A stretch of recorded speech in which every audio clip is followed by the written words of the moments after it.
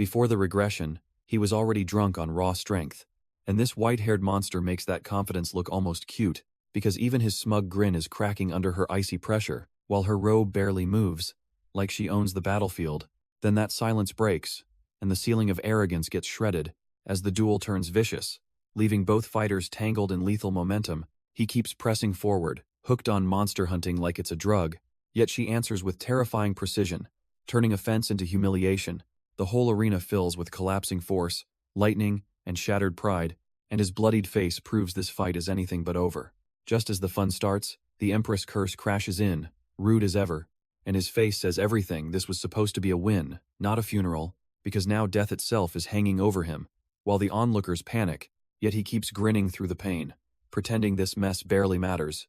Then the self-pity hits hard, dragging up regrets, family names, and terrible timing, until he wakes somewhere stranger, wondering if he actually died fighting the Empress. And somehow this weird reset only makes him cockier, not wiser, because now has convinced the Sword King's knowledge can carry him further, but he slams on the brakes, swearing he refuses to repeat that old obsession, and that battle-crazed life stays buried, right where it belongs. He swears he wants no strength, just survival. Even now, 7 years later, his critics roast him for drifting hopelessly, calling out those pathetic games and his useless, jobless routine. Yet today he shrugs off the shop's embarrassment, suddenly done pretending, because May 7th at 1847 marks his weird, decisive turning point. He thanks the meal, stands up, and heads out anyway, only to get challenged on whether he's just streaming garbage. Back at the desk, he locks in like this is war. His eye sharpens, the cocky grin finally hiding real focus, and with 2 hours left, has somehow almost at 50,000. Tonight's match drops in, and the streamer's already bracing for old game scraps, while Darkhill's monster cast struts in like nobody remembers their corpse-tier relevance. Then the trash talk lands again, calling out his revenue, viewers, and pathetic routine.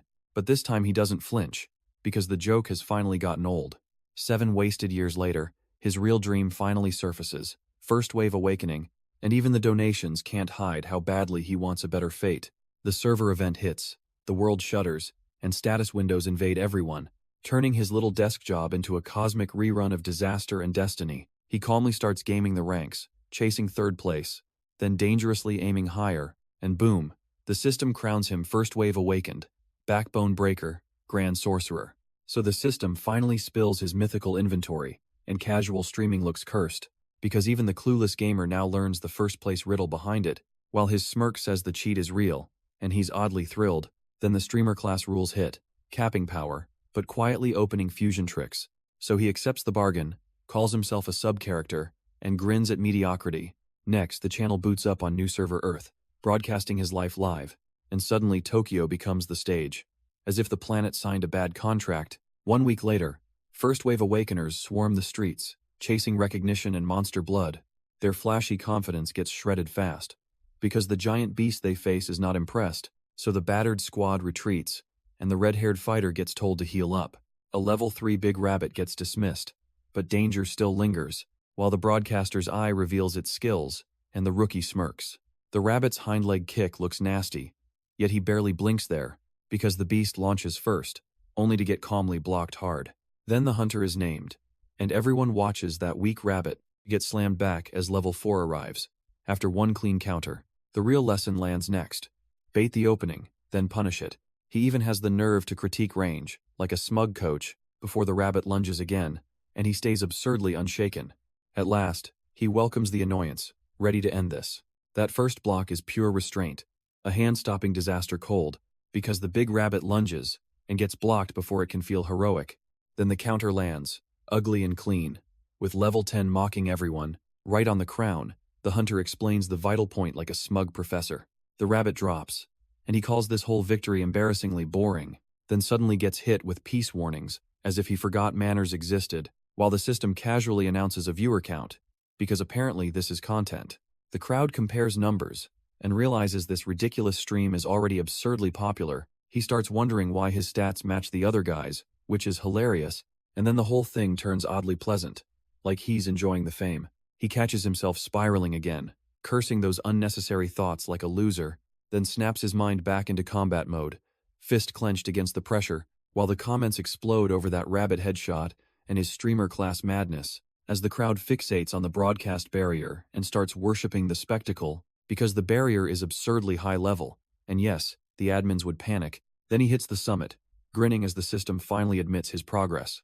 That opens the official awakening room, where an angelic guide drops the ceremony, and he decides his new name without wasting time, because hesitation is for amateurs.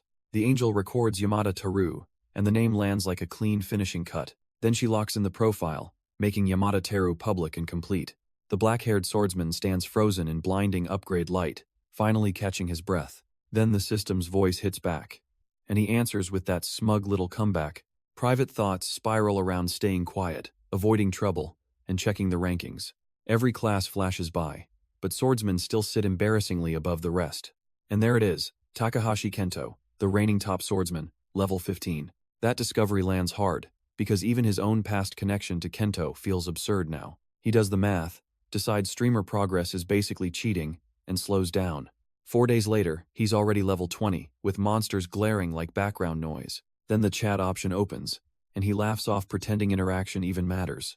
But the grin says otherwise, because the tutorial field is next, and he's ready. A strange tutorial gate opens over Tokyo Central Station, pulsing with system pressure, and he treats the whole thing like a warm-up before grabbing the Book of Revival, because surviving matters more than looking impressive, which is almost tragic for the ego. Then he drops into the field where already fallen players prove the tutorial isn't kind, and the grim math gets uglier when goblins at level 15 leave 2 bodies behind, so he tightens up, realizing this nightmare is less about strength and more about timing, because these so-called monsters are just goblins, ugly, noisy, and hilariously blind, which means level 10 should handle them.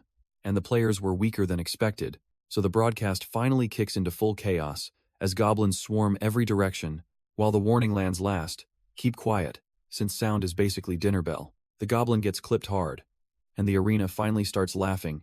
Then the sword slices in, turning that ugly nuisance into airborne pieces, before the next hit launches it wide open, flailing like cheap trash, and the finishing arc clears the floor, while its buddies scatter, leaving Yamada Teru visibly unfazed, still hearing the apology-level panic, as the survivors bow and thank him, like they just discovered competence.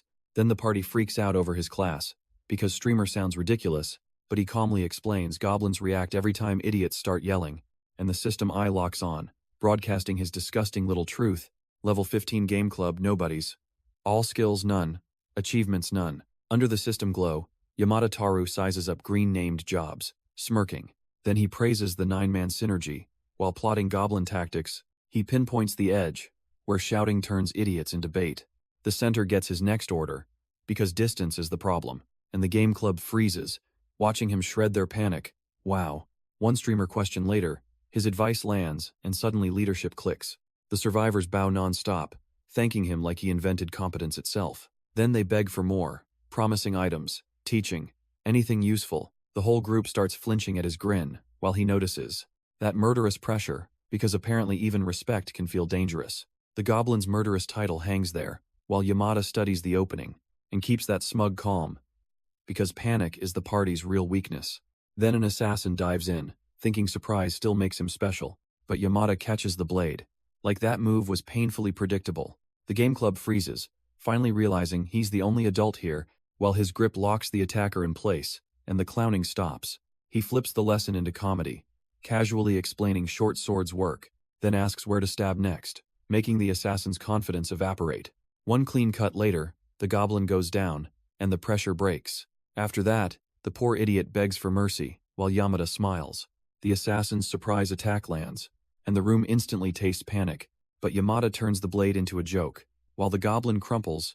Then he wipes his mouth, oddly relaxed after that ugly ambush, because the idiot was clearly farming achievements like a desperate clown, and Yamada explains, with terrifying calm, that the assassin misread everything, since targeting him first was the kind of mistake people pay for, so he casually steals the weapon, like taking candy from a corpse, and the bloodied grin on his face says the lesson is over, while he shrugs off the damage, still treatable in this tutorial, then checks on everyone else, smugly proving he's the only adult. Everyone's finally getting used to battle, while Yamada keeps reading the chaos coldly, and the goblin wave keeps collapsing as the club realizes their levels jump too, because even the ugly monster gets carved up when Yamada's sword closes in. Then he quietly activates Broadcaster's Eye, turning raw instinct into absurd advantage, making that skill look dangerously useful, as bodies litter the floor around him, and with midnight resets looming, he grins like the whole system is his stage. The others panic over revival rumors, sounding cute after almost dying seconds ago, while Yamada loves their unfiltered fear, because that reaction is perfect footage, and he smugly decides this is the kind of scene worth recording. So the interview starts, with everyone trapped in his ridiculously confident spotlight. That goblin's smug little life ends in a flash of purple terror, while Yamada keeps that cool, unimpressed stare, as if this is routine. The girl's threat finally lands, and the weapon goes flying before panic does, because being a streamer apparently counts as armor until reality laughs harder. Then Yamada casually snatches the blade, looking annoyingly ready for more, and the next strike tears through everything in a glorious red blur, leaving him smirking about mercy while the stream gets neatly shut down. The audience then gets introduced to Egan Paul, all polished fame and flex, a famous American ranker in Olden. Basically system royalty with better hair, and he was also one of the first to master upheaval. A new era lands hard, and Yamada Taru rockets upward as rankings awaken, while the smug helper nearby can barely process how weird streams became survival. Then the blonde celebrity starts measuring everything by viewers, like fame is currency, only to get roasted when 1,500 sounds laughably tiny beside his absurd flex, because Yamada is already planning ahead, done babysitting the old rules, and that little audience cap suddenly feels like a prison with bad numbers, so the arrogant windbag gets corrected, hearing someone else already doubled him, and the system, naturally, reveals the punchline, fame granting power instead of dignity. 3 days later, Yamada's channel climbs to 6,000, smugly proving the point, and he locks in 15th place, grinning like the whole board just became his. In the bright field, Egan Paul seals his smug handshake, radiating celebrity-tier swagger, while bragging about collabs, scriptwriters, and being the greatest streamer alive. Naturally, then Yamada Taru sees 6,000 viewers and treats that absurd number as normal, because the hidden objective clears, the streamer cap hits, and the system starts flexing, so Goblin King Gargal appears, and Yamada answers with that terrifying little grin, since a level 35 boss just spawned, along with no revival, boss field rules, and the game club kids get shoved into the warning, looking painfully overmatched, while a magic circle tears open the hall, making the whole dungeon feel doomed. Then the dark-haired guy warns that what's coming is absolutely unbeatable, and Broadcaster's Eye proves Yamada already knows exactly how hard he's about to farm. 9 rookies freeze at the barrier plan, clinging to defense, not courage. Their only hope is surviving one hit, then letting Yamada carry. The first goblin gets shredded, while the club kids stay uselessly panicked. Then Gargal drops in. A level 35 disaster with boss-tier swagger. Yamada orders the group to distract him. Like that's somehow a normal request. Before anyone can argue, he rockets forward, leaving the hall in shock. The cocky grin only widens as viewers start getting actual chills. He blows through the shot points, buying power like it's pocket change. Even he admits one mistake means death, which is rare for a show-off. Gargle's face says it all. This hunt just became a massacre. In the cathedral hall, a level 15 goblin lumbers toward terrified stragglers, then the signal hits and Yamada's glare turns the whole room electric. With one sharp hand sign, he turns panic into a coordinated setup, as the club kid finally barks orders, absurdly pretending competence, but the others instantly hesitate, because trusting him would be hilarious, while Yamada suspects bait and mutters that goblins listen for movement, so the group scatters quietly, even the smug one finally swallowing pride, and from the rear, Yamada judges their silence with icy annoyance, admitting he should have explained better, right before the hunt tightens, because Gargle can track sound and motion, which is terrifyingly unfair. The goblin's face fills the frame, already radiating ugly confidence. Then the axe comes down and the whole squad finally notices trouble. Chaos explodes through the hall as he carves past the panicking rookies, leaving one helpless body sprawled out like a textbook example of failure, while Yamada's ally blunders backward, screaming internally and regretting every life choice, because the club's supposed leader gets slammed into the floor in seconds, and another unlucky teammate follows, staring up like this disaster was personal, as the goblin's armor shifts, catching the blow like it's no big deal, while one terrified face thinks death is trending fast, until Yamada taunts the beast and finally draws its attention. The goblin's axe rises over the hall, and panic finally meets its match, while Yamada cuts in with that smug little summon, turning the chaos loud, as a rookie gets launched hard, proving teamwork is apparently a myth, and the monster's helmet takes the hit.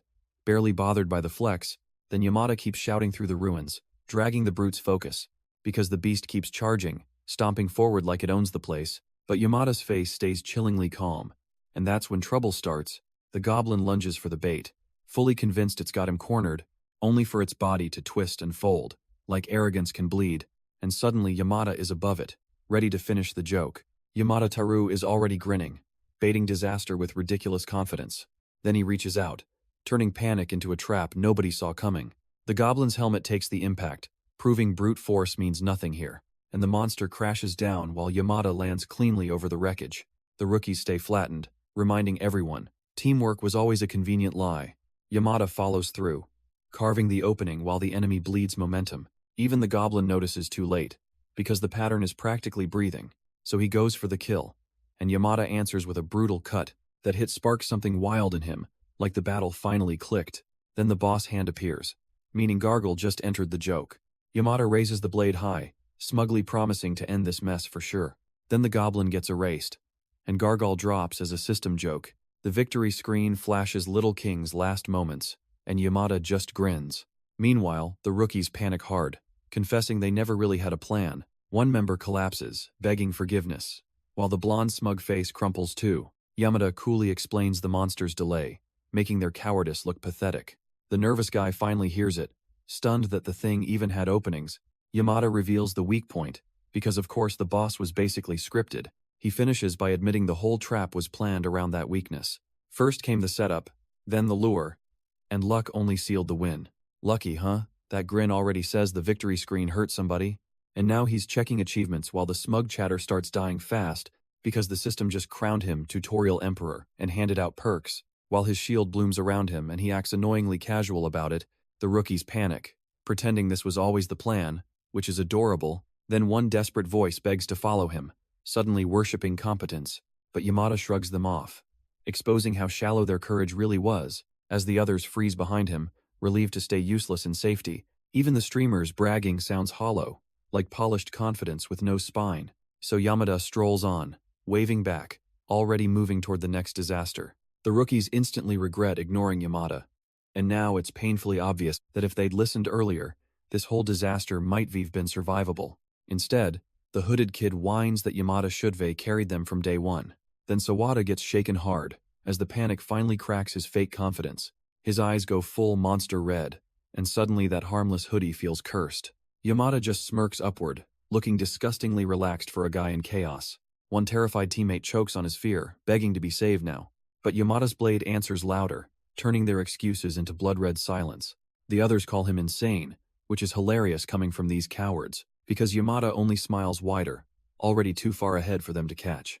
Yamada drops into the chaos grinning, while the boy below panics. Then he snatches control so fast, the cocky threats look embarrassing. Even the others freeze, because their brave act just collapsed. Sawada curls up inside a glowing prison of cursed green vines, and starts wondering how his pathetic safety plan got this bad. Yamada keeps bullying the loner label, offering one cruel nickname, while the scared squad begs off, trying to hide behind him. But the weaklings keep flinching, and every excuse sounds pathetic, because something monstrous is lurking ahead, wearing that cheerful warning. And the system flashes Poch's level, proving Yamada is still alive. The system spits out Pochi, and Yamada's face says everything. Then the rank check lands like a slap. Meanwhile, Egan Paul plays harmless interviewer while prying at the barrier like a professional nuisance. Yamada clocks the act immediately, and the opening up routine earns him zero trust, naturally. So Egan escalates, promising brute force if subtlety fails, because subtlety was never his brand anyway. Yamada keeps working the vines, and the so-called impossible seal starts giving up embarrassingly fast. He calls it opened faster than expected, which is a hilarious understatement at this point. The tunnel finally gives way, and he slips through with that smug, battle-tested confidence. Then the next chamber reveals a nightmare, with a goblin beast grinning like a bad omen. Even the blonde rookie completely loses it, proving courage is still a rare drop here. And just when things couldn't get uglier, the escalator leads straight into the monster collapse. The tunnel opens on a snarling beast, and Yamada stays disgustingly calm, while the wolf freaks out at him, proving confidence is still a luxury skill. The game club crew gets mocked by reality again, because they're basically decorative, and the strange vine seal looks man-made, which is hilarious for a natural trap. So the mysterious guide asks for space, acting polite like that ever fools anyone, then threatens to brute force the vines, because subtlety clearly died earlier, and Yamada just slices through the barrier, smiling like this mess is homework, while Sawada collapses into full panic, becoming the day's loudest liability. But once the opening widens, Yamada peeks through and finds the path ahead. Then the chamber finally yawns open, and the danger only gets uglier. He tries sounding harmless, but that grin screams trouble, obviously. Then he drops the streamer name, casually flexing through the fear, and starts prying into the awakeners, like a smug little detective, while Yamada stands there unfazed, still somehow looking more dangerous, because this so-called interview is really a trap dressed as concern, and poor Sawada answers, already realizing he brought a knife to panic, since the bodies outside are gone, which means something ate them. So Yamada calmly explains the cruel reset rules of this place. Then he exposes the survivors' ugly truth. Nobody was actually rescued, and the interrogation ends with Yamada connecting the quest to survival. The blonde rookie tries fishing for quest details, and Yamada just stares him down. Then comes the brutal catch. Share it wrong and the whole thing resets for 7 days. The kid swears he can endure it anyway, which is adorable nonsense on this field. But that confidence evaporates fast, because now has begging Yamada for help. Yamada weighs the pathetic plea, while the rookie admits he's terrified of being alone. So Yamada turns selfish fame into leverage, asking to be featured from now on. The rookie grabs that lifeline, promising loyalty like it costs him everything. Then Yamada reveals the trick. The tree fortress hides the weak, and the quest spreads. Even so, the blue-haired idiot panics, realizing leaving means losing their shelter. Blondie panics at the reset trap, and Yamada makes it sound solvable, then points to the tree fortress, casually saying size changes are allowed, and the rookie finally caves, realizing protection matters more than pride. So Yamada drags the fear out of him, steering him toward the escalator, while the little lifeline becomes a promise, with loyalty suddenly looking expensive, but the escalator is dead. Which is hilarious, because nobody checked first, and the blue-haired rookie only then realizes Yamada just played them all. As Yamada narrows the job down to bodyguard duty, not heroic nonsense, then he goes full tyrant, choosing monster cleanup over boring hiding for 7 days. His foot plants hard, and the whole hunt finally turns serious. Wolves crowd the platform, but he keeps rookies glued behind him. One snarling beast gets baited in, then gets carved apart instantly. The blue-haired rookie watches, realizing this isn't streamer theater anymore. Yamada tears through the pack, absurdly calm while the others panic. Even the blonde kid starts worshipping him, which is embarrassing but fair. Quest cleared, and the system hands over a revival book. Then the escalator dies, because of course the exit is a joke. Yamada mocks the doom talk, still smirking while the blonde rookie freezes. The rookie can't believe Yamada is that calm, and neither can anyone else. A VIP mission drops in, but he declines the drama without hesitation. That refusal instantly spawns a ridiculous dog-taming quest from Wanderer. Even then, Yamada barely reacts, making nervous onlookers sweat harder. The runaway heavenly dog snarls, yet the mission somehow looks stupidly easy. Yamada accepts anyway, because apparently luxury rewards are his favorite hobby. Then Poon Poon's level 35 menace comes with a babyface grudge. The dog barks back with absurd confidence, while Yamada keeps flexing, and just to flex harder, he prices the luxury item at 3,000 diamonds. The runaway bulldog finally caves, trading feral suspicion for snack-fueled loyalty, while Yamada smugly brushes off the owner situation, already smelling absurd rewards. Then he studies Poon Poon up close, acting casual, but mentally clocking danger, because the little menace suddenly turns adorable, which is honestly insulting, and that's when the name drops, tying this runt to the dungeon legend. Except the blonde-winged girl storms in, furious that anyone touched her dog, forcing Yamada to dodge a ridiculous burst of heavenly violence and intimidation. Yet he instantly reads the hidden level, realizing this broken arm drama is real, and the dungeon angel stands there clutching Poon Poon, looking way more dangerous now. He sizes up the blonde-winged menace, betting her short fuse is dangerously exploitable. Then she confronts him mid-air, while he acts weirdly unfazed, which only annoys her more. She flashes beauty and injury together, proving arrogance and pain can share the same stage. Meanwhile, the rookies get called over, because apparently somebody has to witness the circus. The blonde kid melts under the charm, admitting she's beautiful like a totally defeated fanboy, but her patience evaporates fast, since his reaction looks offensively weak for a heavenly pest. He casually reminds her he found her dog, turning gratitude into a smug negotiation. She snarls back like an ancient diva, demanding respect with the confidence of someone absurdly old. And the moment he calls her a brat, she erupts, demanding to know who he thinks he is. He doubles down anyway, saying adults should not talk like that, and now she's furious. The angel orders Poon Poon over, turning a hallway into celestial chaos, while the blue-haired rookie asks why the dog supposedly fled, and Yamada deadpans that it was a walk, not some grand escape. but the angel insists he track the dog's status. Because streamer privileges apparently matter, then she demands a better friendship strategy, and Yamada answers with sausage, which somehow outranks kisses, leaving her offended and absurdly possessive before she thanks him for finding her dog, pretending adulthood gives her dignity. Yet his teasing about healing the arm keeps her ego burning brighter than those angel wings, so she storms off in a dramatic huff, dragging Poon Poon like stolen property, and the rookie is left staring, already regretting every life choice that led here. The angel's tantrum hits full blast, and even Yamada looks mildly entertained. He gets the mission cleared, plus some absurd jade fragrant oil as loot. Then the game explains the real trick, because that oil plus an angel feather becomes sacred ammo. Yamada instantly connects the dots, realizing he can stack both rewards at once. That's when the tutorial field reminder drops, hinting disaster was already brewing. Demonized humans start appearing, and suddenly the whole field turns into a nightmare. The narration hypes a hero rising, but the cliffhanger asks who that could be. Then someone notices movement down the escalator, and the tension spikes hard. The demonized figure finally reveals itself, grinning like a problem with teeth. Yamada meets that monster stare with his weapon ready, because of course he does. The lesser demon finally shows up, and the system calls him dangerous. Yamada greets the horned creep like an old mistake, with lethal confidence. The big bro nonsense lands badly, because everyone can feel the tension rising. The demon twists that bond into blame, smugly accusing him of their deaths. Yamada cuts through the posturing, then instantly folds the attacker mid-advance. Even the demon's stab idea turns pathetic, while Yamada laughs off the threat. One ruthless slash sends the blue-haired rookie flying like a disposable extra. Now the body's wrecked, and even Yamada admits it can barely move. The demon tries flexing about barriers, but gets stuck in the same trap. So the black-clad monster just pins him down, ending the bravado instantly. The demon's smug trash talk hangs in blood-red air, and it already sounds pathetic. Then the black-clad horned freak spots the hoodie kid missing, which is just embarrassing. Revival light drops through the chaos, and Yamada looks annoyingly ready for more. The bottle shatters, the demon gets checked, and his tough guy act evaporates fast. That kick lands like a cheap joke, because the black-robed monster barely even flinches. Still, the blade meets resistance, so Yamada calmly notes the neck's ridiculous toughness. He goes for the horns next, explaining the weak point like it's obvious, but useless. Helped by another player, he refuses the class change, because He's not done yet. So Yamada digs in, determined to finish the fight before anyone else can blink. The lesser demon falls, the tutorial clears, and he still declines the upgrade.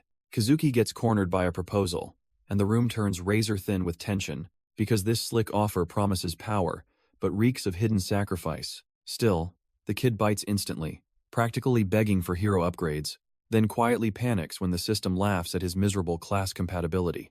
Yamada, of course, stays infuriatingly cool, approving the Tree King route like it's obvious. While the achievement flood rolls in and the streamer ego gets another spotlight, the rookie starts worshipping Yamada, then immediately asks if he can get that strong too, and everyone piles upstairs, where the crowd proves they're all wearing the same jersey. Yamada clocks the surrounding goons as Kizuki's little entourage, and the joke lands hard, because the blue-haired boss has already labeled them his three little pigs. Furious accusations fly at Pochi, while the schoolboys realize Kazuki supposedly died and returned. The blonde brat demands answers, whining about hidden whereabouts, then gets roasted for dodging messages. That same coward gets grabbed and scolded, because ignoring calls led straight to Grandma's house.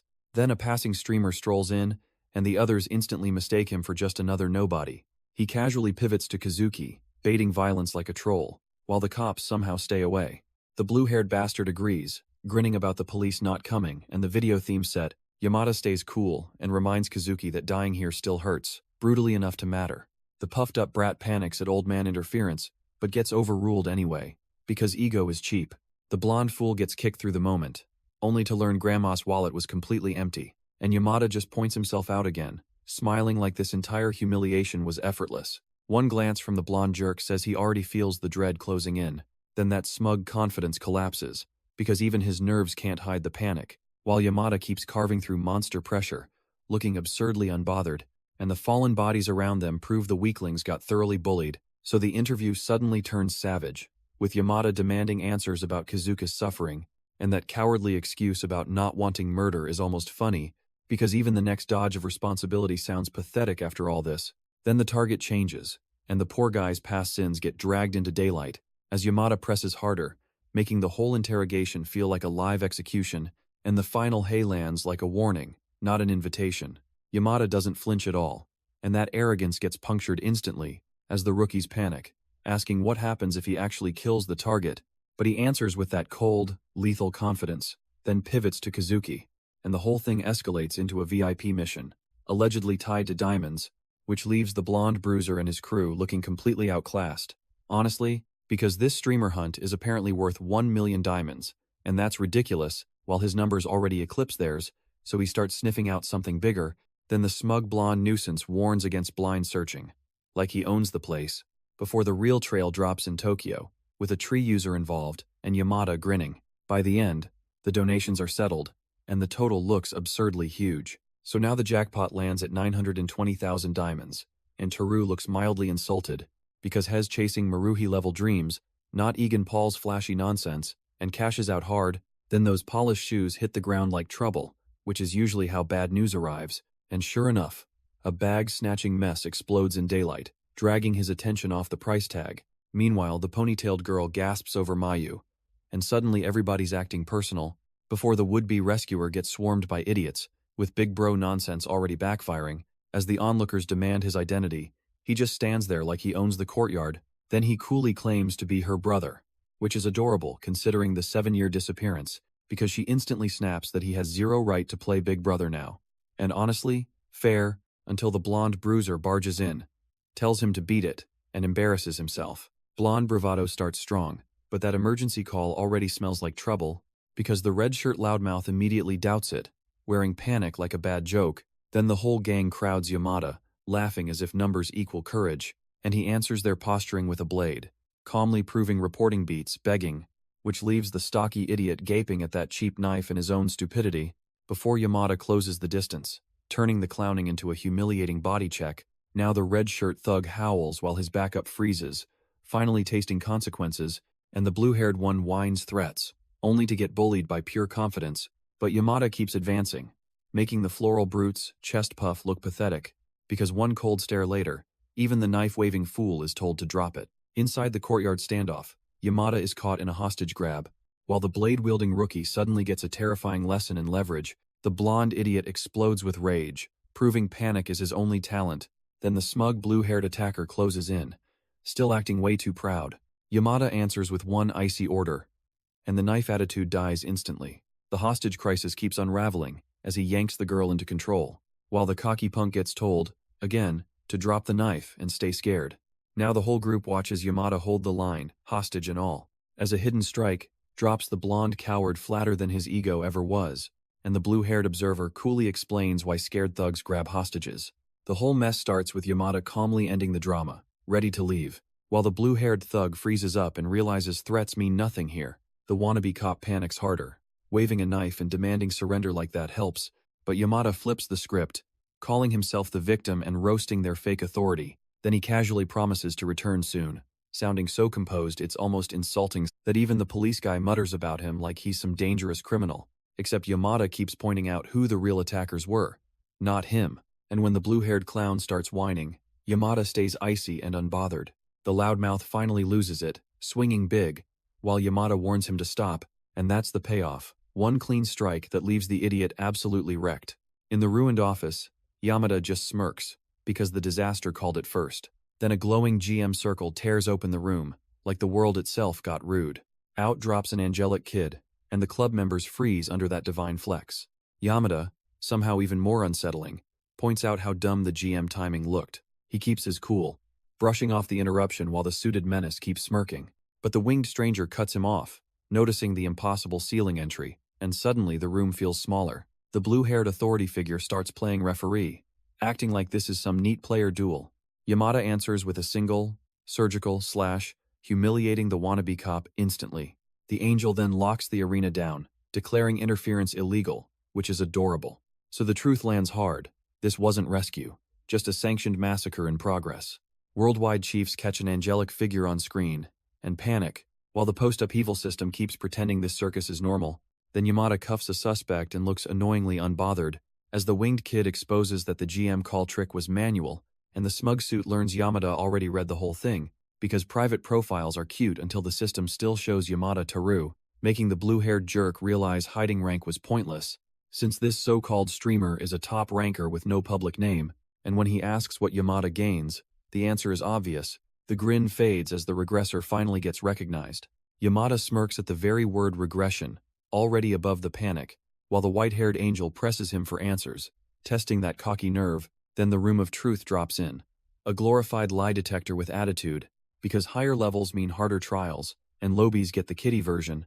Yamada just shrugs through the angel's 1-minute warning like it's comedy, since he has no right to interrupt a player's lawful move, apparently, and that smug little loophole about regression staying hidden keeps him alive, as Room of Truth opens on Yamada Taru, viewers roaring at 8,200, with the angel confirming he hates hassle, yet still triggering the quest, and Yamada calmly admits he is not a regressor, just impossible to read. The crystal of truth flares awake, turning this room into a divine circus. As Yamada squints at the orb, already unimpressed by the so-called miracle, the angel explains it's a truth crystal, and lies paint it red, yet Yamada coolly answers as a woman, sending the thing nowhere near red, which is hilarious, because his next confession is pure, smug nonsense. He pretends he only needs 40 seconds, as if reality has a timer, while the angel demands why he's absurdly adapted to beta chaos, and Yamada drops the real flex, saying he knows the great prophet. Then the comment section basically roasts the self-declared genius, since Hez just a first-wave veteran, before he proves it, flaunting the player manual like he read Tomorrow first. The crystal stays purple, and Yamada refuses to give anyone red, while the angel prods his logic, only to learn he planned ahead anyway, because monsters would appear, and that little prophecy nonsense wasn't kidding. Then tutorial fields followed, plus society collapsing, as if disaster needed branding. In other words, Yamada Taru knew the future, and smugly owned it, so when the crystal finally stops, his lie has already outgrown it. The great prophet angle lands next, exposing that he prepared through those prophecies, and the truth keeps spiraling around him like a cheating loophole with style, because the final judgment starts, searching past data on Yamada Taru, only to find regression records missing, which is hilarious and terrifying. The crystal judge finishes staring down Yamada Taru, and finally concedes. Then the truth certificate spits out his impossible growth, proving regression isn't the issue. With angelic clearance in hand, he stays annoyingly calm and accepts the outcome, while the winged messenger basically tells everyone to keep playing, because wow, how generous. That sends the blue-haired rookie collapsing toward his big brother, embarrassing himself instantly, yet Yamada sidesteps the mess, making the panicked guy look even smaller. Then the fallen rookie whines about the dodge, which is rich from a guy missing the point. As the suited strangers notice the two shaking behind Yamada, their curiosity sharpens, and the polished visitor introduces himself like this is networking hour, not apocalypse season, before the lawyer card lands and Yamada smirks, because apparently he doesn't need one anymore. The chaos starts with her stunned protest, and honestly, fair, because Yamada just shrugs off disaster like it was a casual errand. He plays it cool, then the girl melts down over his survival, and his smug little counterattack makes her worry look adorably obvious. Next comes the real flex, as he admits the old him would panic, while the suited observer checks for injuries and gets a blunt, ruthless no. Then the girl gets called out for acting bold, when she is clearly hurt, so he grabs her hand anyway, ready to heal the damage she denied, and that glow confirms he has awakened something nasty, something useful. Meanwhile, the blue-haired watcher realizes the future may have changed. Blood priests split into healers or attackers, depending on brutal upbringing, and Yamada's smug little stare says he's already clocked the class, while the anxious girl panics over his survival, proving she cares way too much. Then he needles her back, exposing that worry like it's painfully obvious, and when she thanks him, he turns cocky, claiming her panic was overwhelmed, while the suited observer checks his composure and gets hit with a blunt no, because 7 years later, even his home feels like a stranger's doorstep. So the family question hangs there, awkward as hell, while old grief bites back, before the nightmare flash reveals the slaughter that stole everything instantly. Back then he had power, sure, but still failed to protect them. Back at the doorstep, Yamada's grin turns sharp, promising no repeat disasters, and the lock clicks open like the house itself is bracing for impact. Then his anxious girl bursts in with pure needy energy, treating him like home, while he answers her teasingly, making her worry look embarrassingly obvious. Her clingy thanks only fuels his swagger, because of course he calls it overwhelm, and when she lunges for a hug with knife nearby, the room instantly panics, yet she keeps escalating anyway, demanding affection like a spoiled little menace. until his family finally notices that ridiculous scene and calls him over. Then the spoon in hand freezes when that home question lands too hard, because Ryoma's home sounds less like a welcome, more like a ghost story. Inside this quiet apartment, Yamada Teru keeps that smug little grin, while the glasses-wearing homeowner greets him like he never left, hilariously domestic, and Teru answers with almost painful ease, acting like home means something now. Then the man asks if he's eaten, because apparently that's how families disarm trauma, so Teru gets invited to share dinner, and naturally he accepts like a king, until the ante-level hospitality hits full speed, calling him skinny and absolutely owning him, and his embarrassed protest lands exactly where arrogance always does, nowhere useful. By then, the table is loaded with comfort food, turning the mood dangerously soft, because Teru remembers failing to protect his family before, and that guilt still bites, yet this ordinary dinner suddenly feels like the first place he might finally belong. The glasses-wearing host checks on Teru like nothing ever happened, and somehow that hurts. Teru answers smoothly, acting way too composed for a guy this emotionally cornered. Then the dinner table turns into a domestic ambush, with everyone watching his every move, and the family casually drops that his father cried over old photos, just brutal, while Teru freezes mid-bite, suddenly remembering this home used to feel unreachable, because even his cool guy act can't hide that tiny crack in his voice now, so he apologizes for making them worry.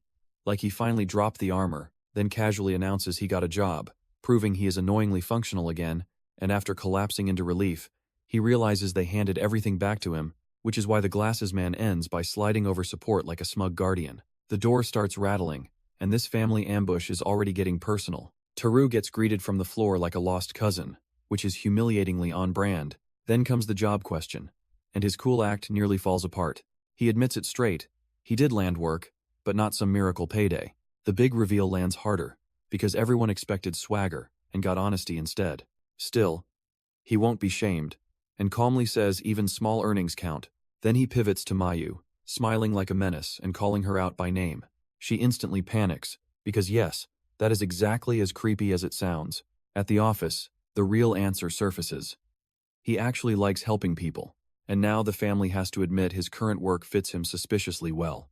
Even blood priests need superhuman perks, and Taru still scoffs at office life, then gets roped into dungeon talk, because apparently work is just a side quest. He admits he might skip a few days, which is hilariously honest for once, and the family barely hides its surprise when he doesn't instantly dodge responsibility.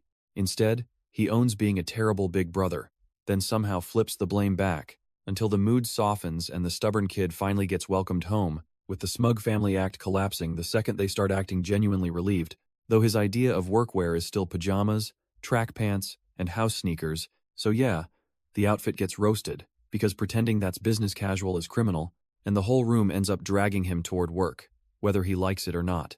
At the crosswalk, the blonde rookie blurts Yamada's name, shattering the awkward reunion. The hoodie boy grins too hard, acting like this disaster is somehow friendly. Then he proudly introduces Mayu Sakaki and Kazuki Suda, the tutorial buddy. Meia's polite handshake turns the age gap into comedy, and he panics at 25. Right after that, the East Mart dungeon activates, because peace clearly offended the system. Yamada answers with one punch, and the goblin learns confidence is expensive.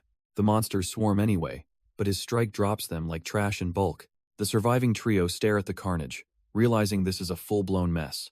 Even Yamada's boots are standing over instant death, because subtlety died first. So he orders Kazuki to build the tree fortress and secure sanity fast.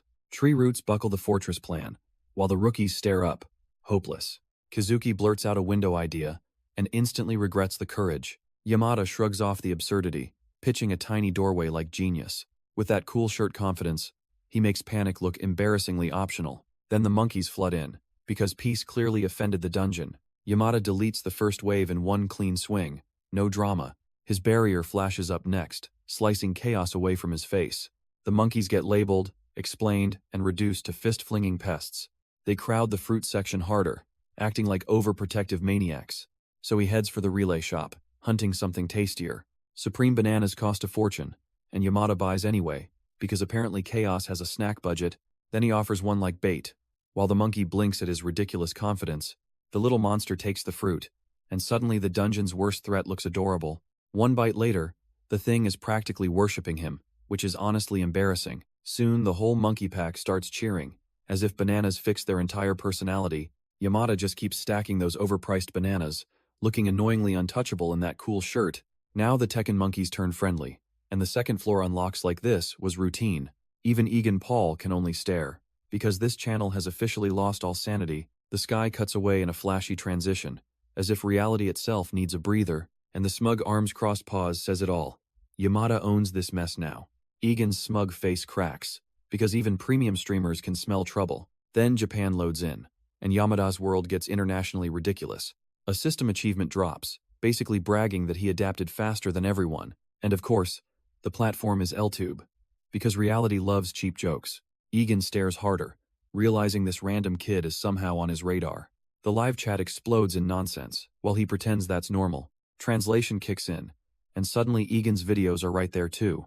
So now he knows the streamer's name, and that's somehow the highlight. Meanwhile, some ape-like menace charges in, clearly late to the humiliation party. Yamada answers with one clean hit, ending the drama the hard way. LTube cashes in on the chaos, and Egan Paul chokes on the spectacle, because this channel looks like a death trap, not entertainment, apparently.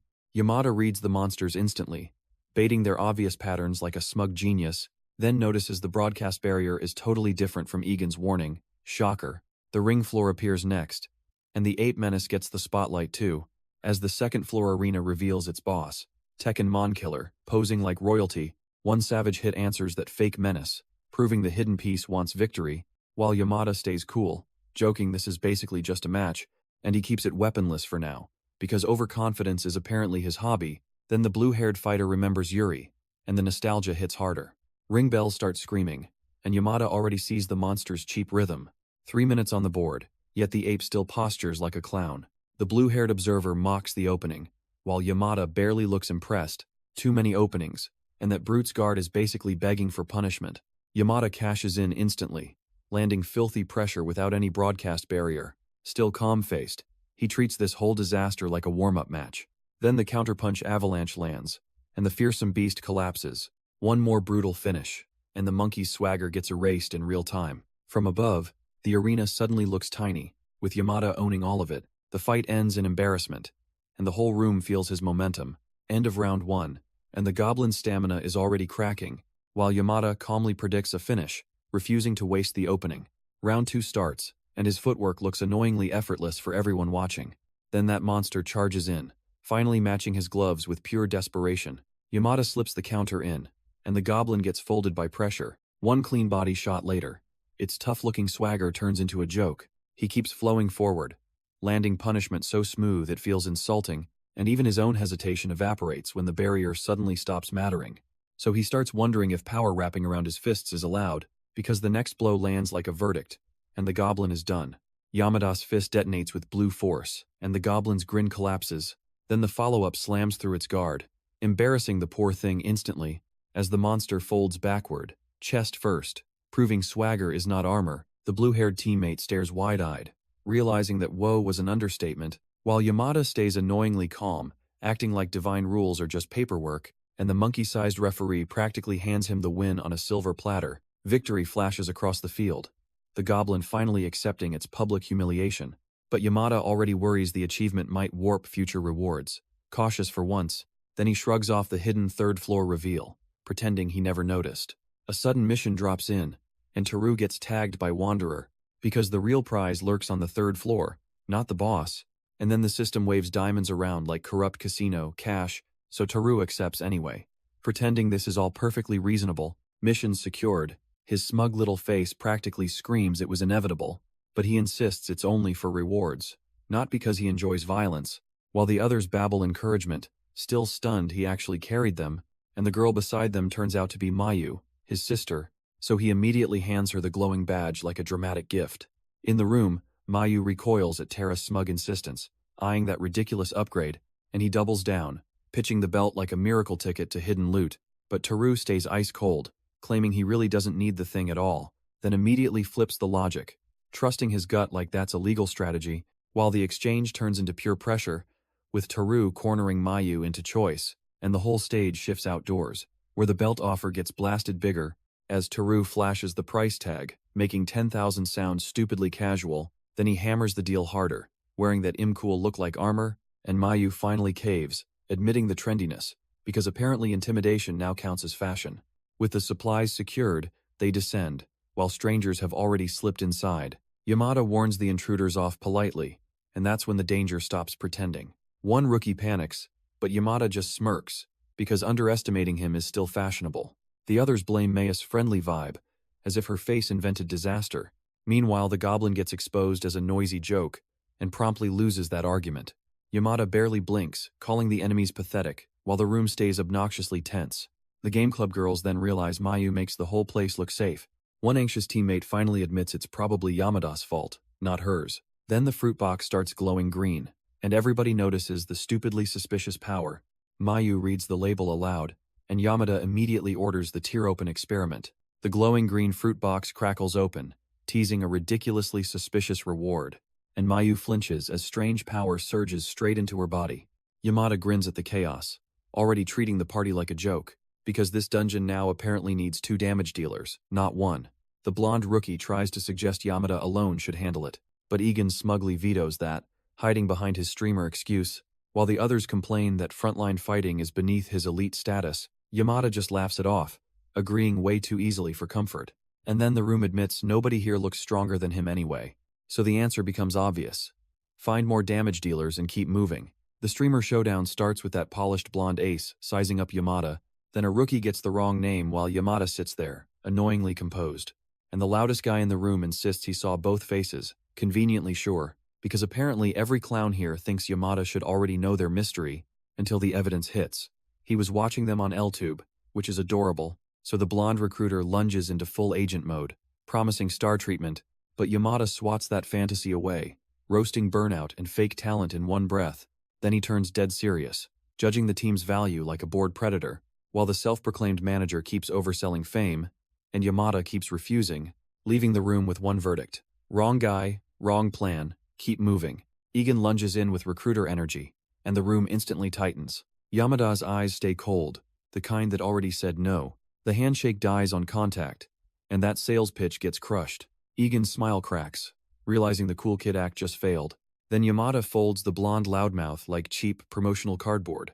The blue-haired rookie gets launched too, proving this isn't luck. Suddenly the whole floor is Yamada's, and everyone else is decoration.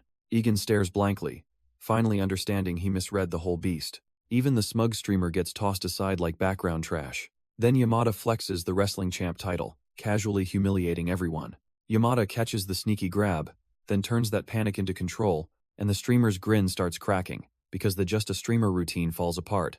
Blonde sunglasses gets folded next, like expensive cardboard in a cheap ad, while the blue-haired rookie learns this isn't luck, it's demolition with manners.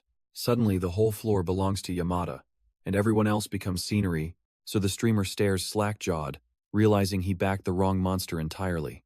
Even Egan gets tossed aside, his big confidence reduced to background trash, while Yamada's hidden talent scan lights up like a ridiculous sun, and the others finally accept he could soar whenever he wanted. So he keeps walking, bruised, smug, and already hunting better damage dealers. In this sterile plaza, Yamada spots 2 girls everyone else already underestimated, then casually starts assigning roles like he owns the entire battlefield, and somehow does. The hooded one gets labeled a high-rarity carry, which is adorable coming from a guy this smug, while the red-haired girl gets acknowledged without the usual rookie nonsense, finally some respect, and suddenly Yamada is apologizing for the interruption. Like he's not the one rewriting the room, because his rule is simple. Don't leak contact info, stay sharp, and stop being easy prey. Then the blue-haired guy steps in, acting cool in that shirt as if that helps, and Yamada immediately pivots, asking if they're players and dragging them into hidden piece business. The paranoid rookie panics, assuming this is another street scam, which is honestly fair, but Yamada just smirks harder, because apparently even social ambushes are his specialty. Yamada's curiosity lands like a match in dry grass, and the red-haired girl instantly takes it as a challenge, while the hooded one stays cool and backs her up with that smug hidden piece theory, adorable confidence really. Then Yamada cuts in with polite menace, turning the whole exchange into a recruitment screen, because these rookies are finally talking about clearing one useful hidden piece, which is progress. Barely. And just like that, he seals the deal, promising the mission will be worth their trust. The stream boots up with a painfully plain title, so naturally one guy starts auditioning as the marketing department, but the joke is on him, because the newbie label does not match Yamada's popularity one bit, Since bold pacing and top-tier commentary keep pulling viewers in, whether they like it or not, then Mei Kurokage appears and casually introduces her twin sister Ai, as if that's normal, and Kazuki Suda follows with the kind of bright, awkward greeting that says he's already trapped. Yamada's getting grilled already, and the rookies want his recruiting secret, so he plays it off like basic small talk, which is hilarious considering the results. The red-haired girl corners Kazuki, and his panicked little yes ma'am energy spills everywhere, while the blue-haired guy admits Yamada is weird, dangerous, and somehow trustworthy. Then Mayu erupts over anyone trashing her brother, because apparently embarrassment is hereditary, and Yamada, smug as ever, keeps them loose with that relaxed I can push harder attitude, before the hidden field opens and dumps them into the Tekken monking zone, where he quietly realizes solo entry would have been a stupid way to die, so he sends Kazuki to the front, and explains tank logic like, this is a classroom, and the poor kid panics at the marching sounds, proving confidence is still a work in progress. He shrugs off the gamble, and the others instantly regret blinking. The ornate doors loom ahead, because of course this place has drama. Then comes the genius gate rule, demanding a champion belt to enter. Mayu passes over the gear, and the sibling chaos gets even messier. The belt clicks in place, and the hidden profile finally starts cooking. The doorway erupts open, announcing Tekken monking Alexander in 10 minutes. Their tiny group stands frozen, shoved into a ridiculous boss arena. Yamada keeps it cool, explaining the enemy is slow, but lethal. He calls a stationary barrier ideal, while everyone else eats confusion. Then the punchline lands. Alexander's profile was right there. Born 1990. That tank is apparently a monster, and the bragging gets uglier fast, because if he lands once, the whole lobby gets deleted. Hilarious. While the hoodie kid panics over fighting something built like a freight truck, then instantly realizes likely means you might die. Amazing confidence there, and Yamada just shrugs off the doom, calling bad odds normal luck, while calmly guessing the monkey needs speed or a close-range gimmick. Classic overconfident genius. 10 minutes later, Tekken monking Alexander spawns like a nightmare with gloves, so Yamada orders distraction first, because charging headfirst would be stupider than the title. Green blades and neon slashes explode everywhere, and the monkey finally gets clipped, because the so-called boss gets chopped down before the flex even finishes. The monkey boss gets absolutely folded first, and the arena already smells like panic. Then it roars back with brutish boxer energy. Proving size is still a problem, but Yamada keeps dismantling the charge, treating the freight train beast like warm-up trash, while the hoodie kid and the others finally accept 3 seconds means survival is optional, and the nervous rookie starts flailing as the pressure spikes, looking heroic in theory only, because Yamada calls the play, stabbing the weakness before the boss can swagger again. Then he coolly praises the squad's progress, and tells them they can push even harder, while the red-haired fighter listens, unimpressed but finally willing to take the lesson, and the dark-haired girl stays silent, letting the glowing orders wrap the whole room. As the team launches together, the Monkey King gets shredded by their first real teamwork. Taru casually drafts Mayu into battle, and her panic says everything, because the barrier's cracking, and even her shaky okay sounds doomed, while the monster's impact tears the arena open like cheap paper trash, and the blonde rookie gets launched, proving confidence is still decorative, so Taru orders Mayu to heal, then keeps the pressure perfectly spaced, before he drops the same tree fortress trap, pinning the beast again, and the whole squad finally syncs up, shredding the Monkey King clean, with Taru already treating the stream like a temporary side quest, while the red-haired fighter admits the teamwork finally clicks for once, though even she can tell the non-stop pace is starting to drain him.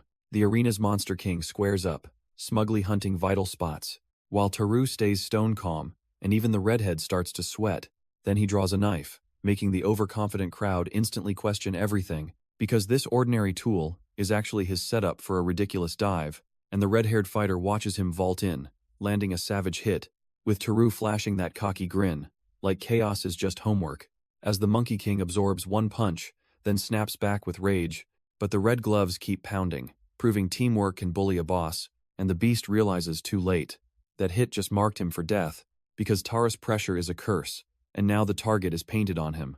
The Goblin King's glare fills the dark, and nobody's laughing now, because Taurus knife pressure turns the boss charge into a brutal trap, while the red-haired fighter panics at his reckless courage, trying to warn the streamer, yet the monster keeps getting bullied, its proud durability suddenly looking pretty average, as the king's face twists with rage, realizing this kid came loaded, and Taru stays behind the line, letting the opening do all the talking. Then the knife drives in, clean and mean, right through the monster's chest, making the Goblin King absorb the hit like a walking disaster, before Teru crashes in with another brutal body blow, and the whole room buckles, leaving everyone staring at the streamer like he just became the nightmare. The red-haired fighter freaks out as Teru explains timing. Not bravado, wins. He barely dodges death, while she panics over how reckless that sounds. Teru shrugs it off, claiming he already knew the danger wouldn't stick. Then he hits them with that smug "we won anyway" energy, absurdly calm. His knife buries clean through Alexander, and the boss finally folds. Teru follows with a crushing stomp, turning durability into a joke. The system flashes victory, level 34, and a new reward. All clear lands with top-tier buffs, so Teru casually calls it broken. He flashes the sigil like a tattoo, then hides it again, because of course, now he's grinning at mission funding, acting like this chaos was convenient. 10 million diamonds sounds insane, and Teru just smirks at the platform cut. Half gets carved off, so naturally he starts doing the math like a scam artist. Then he eyes the squad, deciding appearance fees should be paid too. Minimum 10% sounds stingy, but he's already treating mission funding like pocket change. 3 million remains, and he still calls it huge, because why not flex harder? The red-haired girl suddenly wants to stay in touch, and Teru smells new leverage. She gushes about partying again, while basically admitting his stupid leadership felt amazing. Then she gets serious, thanking him and pretending that money somehow wasn't worth it. Her partner cuts in to keep her coherent, because apparently romance and manners both need policing, and Teru casually saves her contact, acting innocent right up until the blush hits. The farewell lands cleanly, and the duo finally slips out, while the girl tests the jackpot like it might bite back, because 500,000 diamonds sounds ridiculous. Yet Yamada deadpans even harder. Then the scene jumps to the city, where dinner suddenly becomes the real quest, and his ponytailed companion acts casual, which is adorable considering she's clearly hooked. She presses him about feeding time, forgetting she was worshipping diamonds a minute ago, so Yamada pitches steakhouse pudding like a luxury raid reward, because apparently calories now have lore. Then the restaurant glow hits, and he realizes this money came from playing Big Brother. When she asks his earnings, he keeps it modest, pretending he did not just profit off chaos, and she instantly calls the split too generous, while he smugly agrees to cut it next time. The pudding lands like treasure, and she's already worshipping dessert. While the room drops low, she freaks out over a robbery. Then the absurd words hit. Players and crimes. What a clown show. Meanwhile, Yamada keeps chewing pudding, smugly ignoring the nonsense. 5 thugs barge in, demanding everyone flatten themselves. Real genius work. Yamada scans their lineup, coolly counting 5 weak idiots total. One thug mutters about Yuri, and the reaction is instant doubt. The ponytailed girl hides under the table, dragging Yamada down too. She insists they were ordered to get down, like that excuses anything. Still, she'd rather play safe than trust these bargain bin criminals. At the dinner table, Yamada's dangerous guys joke lands like a sermon, because some blonde punk storms in acting loud, confident, and painfully overdramatized, then gets one cold stare before Yamada casually keeps eating, unbothered. While the idiot lunges with threats and gets treated like background noise, Yamada answers by ordering the table cleared, as if this clown mattered, and the smug little cool genius still tastes pudding like victory. Then the blonde thug starts seething, calling him a brat, naturally, only to get shredded by Yamada's blade in one absurd blur, after which Yamada coolly offers money and dismissal, like trash pickup, and the thug finally loses it, screaming about psycho behavior, too late. The robbery starts ugly, with Yamada's blade already rewriting the mood. He blocks the threat, grinning like this clown picked the losing path. Then he pins the thug, casually proving the first move was fatal. The blonde idiot fumes, but Yamada's knife says embarrassment louder. Next comes the clean slash, and the weapon drops like confidence. The impact leaves him shattered, all swagger melting into raw panic. Yamada doesn't even blink, just schooling him on table manners. Then he wrecks the legs, sending the tough guy into screaming collapse. Yamada offers mercy and dismissal, because apparently trash gets options, and the thug finally realizes this calm kid is the real nightmare. A tense restaurant standoff opens with Yamada reading the room, not the lies, and the robber's nerves already scream weakness, while Yamada quietly calls it out. Then the system-hyped genius coolly flexes his low-level misery, because money is money, and the blue-haired instigator pushes for details, pretending this mess has dignity. Yamada answers with an apology so dry it practically insults the whole plan, while the blonde enforcer starts barking orders, acting tough for a room full of chairs.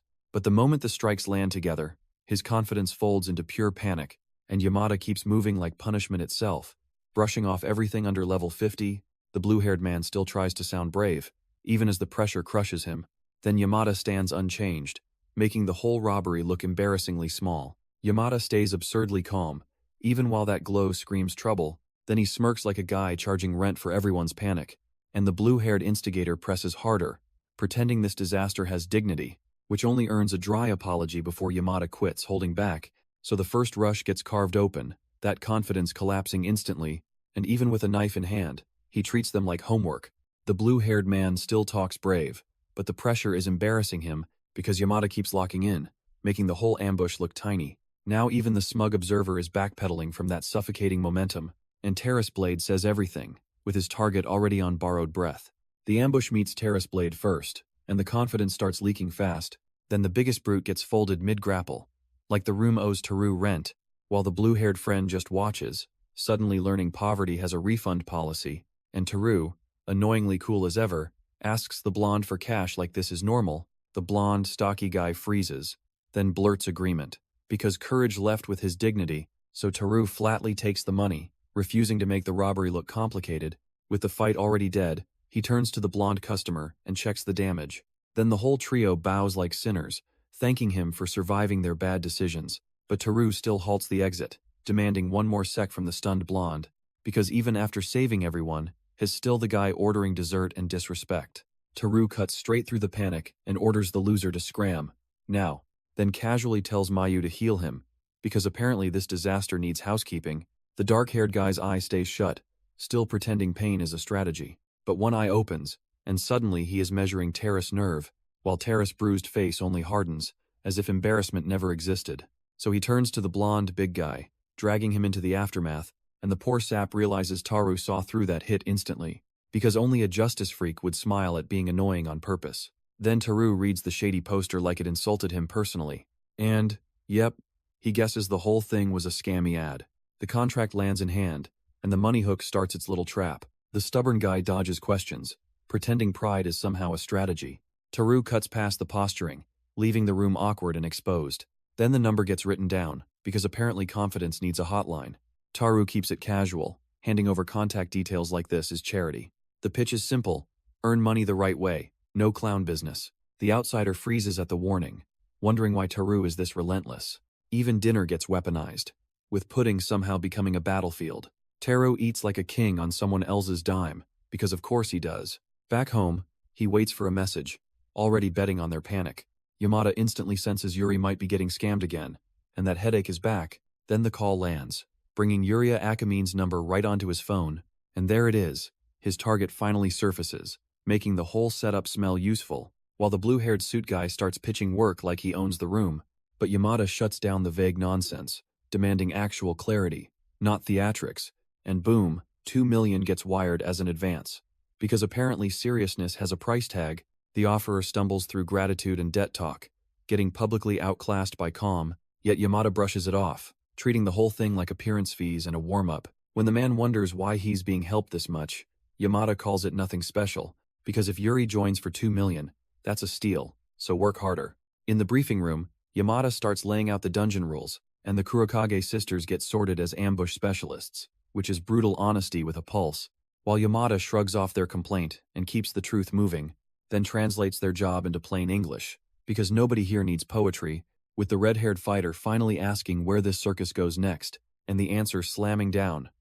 Numabukuro Station Dungeon, the infamous tutorial disaster, where even the blonde rookie admits the place has a reputation for chewing people up, so Yamada casually sells the hidden clear bonus like easy money, and suddenly 30 million diamonds makes everyone forget restraint tomorrow. The door opens on Yamada Taru, and the room already feels outmatched, while the Numabukuro rumor hangs there, because apparently survival is casual small talk. Mayu Sakaki worries about work leave, and the brotherly guilt lands softly. Then she calls him Big Bro, catching him off guard with zero mercy.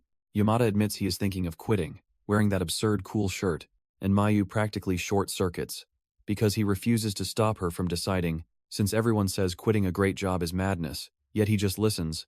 Then he tells her to do whatever she wants, the blandest comfort possible, and somehow that tiny kindness hits harder than any grand dramatic speech. With another job on the line, the room already feels doomed, so Yamada casually tells her quitting is fine, survival will happen, and when Mayu hesitates, he keeps pushing, forcing the real question, because yes, she wants out, and he says quit already, which hits harder when she calls him big bro.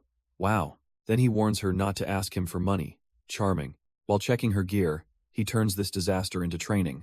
Naturally, and his lecture about real danger makes the undergeared rookie sweat, so when she asks about him, even Yamada has to answer. Teru sits there like he owns the house, calmly taking Maya's stunned attention. Then he tells her quitting is fine, because survival beats pride every time. She starts wavering, and he crushes the hesitation by saying quit already. Mayu calls him big bro, so he smugly dodges money requests like a pro. Instead of coddling her, he checks her gear and turns panic into training. Then he warns her real danger, laughs at weak setups, not wishful thinking. She keeps doubting his build, while he dismisses standard guides as clueless garbage. Meanwhile, Egan watches the stream, obsessed with Terrace anti-meta nonsense and support. Now the dungeon run is live, and Teru is already inside it. No opening chatter, because this dungeon dumps everyone straight into hell, and Teru is already clocking how battered the others look, casually ruthless, while that brass golem barrels in like failure wrapped in armor, leaving the assassin twins and healer flattened, which is honestly embarrassing, with only Yuria and Suda still upright, barely, because the team is collapsing. Then the golem takes the hint and starts climbing over the last survivors, and Teru basically announces, the stream is becoming a funeral preview, since 2 more drop, the party's a wipe, so he pauses the broadcast, but the glasses guy still recoils, realizing Taurus Calm is the real threat. The stream opens on the slaughter feed, and the chat is already salivating, because every view, every second, every reaction is just currency for Egan, who has the whole disaster broken down like a smug little spreadsheet, and his new psychology gimmick apparently sent the numbers soaring. How shocking. Enough that Joseph gets the cheerful career advice to stay happy while it lasts. But even then, this is nowhere near Egan's brand of reckless, polished manipulation, as the dead party becomes the next punchline, leaving everyone to wonder what Teru will do alone, since that last glance says the squad is cooked, and the respawn timer won't save them. So the blue-haired guy finally cuts the nonsense, thin the golems first, then let him move. Brass Golem drops in as a tutorial tier wall, absurdly overbuilt, but its shiny chest core is the only thing worth caring about, which the dark-haired prodigy smugly points out after briefing everyone. Even roasting the party's pathetic level like this was always the plan. Then the polished streamer calmly predicts respawns while sounding annoyingly professional, as Terrace boots shift, because he's already done pretending this is hard. The golems crowd him like insurance against disaster, and that confidence cracks. Then he blitzes through them so fast the whole corridor becomes humiliation. Afterward, he judges the attack as comically slow, barely worth dodging, and finally the core gets grabbed, proving the monsters were never the problem. The first slash lands, and the dungeon instantly starts losing its confidence. Then Teru finishes the opener, looking annoyingly relaxed for a guy this dangerous. That smug grin says everything, because the golem never stood a real chance, and the core gets pierced, proving brute armor still folds under his knife. The crystal cracks. While the monster practically begs for mercy it never gets, Teru shrugs off the resistance, like stabbing rock was just warm-up. The brass golem shatters completely, and honestly, it took longer than expected. He even has the nerve to mock the fight, as if this were kindergarten. Then he studies the next angle, from above to below, like a professor of violence, and finally the monster keeps rotating ideas, while Teru already owns the ending. Yamada casually reads the boss patterns, then farms brass shards like loot tax. With everyone revived, only one monster remains, and the room feels conveniently easy. The club kids wobble in place, still recovering while Yamada stays absurdly composed. He shrugs off their panic, telling them to practice on a single target first. Their disbelief is priceless, until he reveals their levels are embarrassingly low. Then he keeps grinning, saying practice could teach even these rookies something useful. The others finally realize he is not human, just terrifyingly efficient and smug. He orders Mei into position, while I and Suda scramble to coordinate. Suda panics, but still has to block the right side, somehow. One clean hit later, the monster shatters, and Taru hammers the lesson home. Even here, Yamada Teru looks annoyingly composed, and Yura's talent gets exposed, while the healer gasps about hitting his limit, which is priceless, honestly, because another respawned golem crushes him again, proving the dungeon loves humiliation, and Teru coolly explains that dying without timing is rookie nonsense, plus a total wipe, so he demands one more attempt, and the team keeps swinging anyway, with the red-haired fighter and her partner getting dragged into the cleanup, while the dark-haired gunner panics, but still gets ordered to hold the line, and somehow they last 10 hours. Enough for Taru to call it progress. Day 22 finally looks usable, with the footage showing real coordination. Then day 33 turns into a messy victory lap, because these rookies somehow survived. Terrace already mocking the dungeon's training, because effort finally started paying off, while his squad watches brass golems get erased like embarrassing practice targets, and the blue-haired rookie nearly loses it, realizing the boss fight escalated instantly.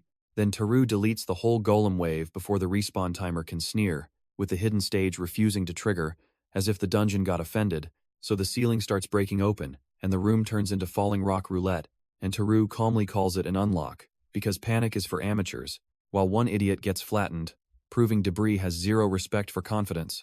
Then the boss appears, and Taurus' line about someone nearby being dumb lands hard, as everyone brushes it off naturally, until the stream starts dying way too much.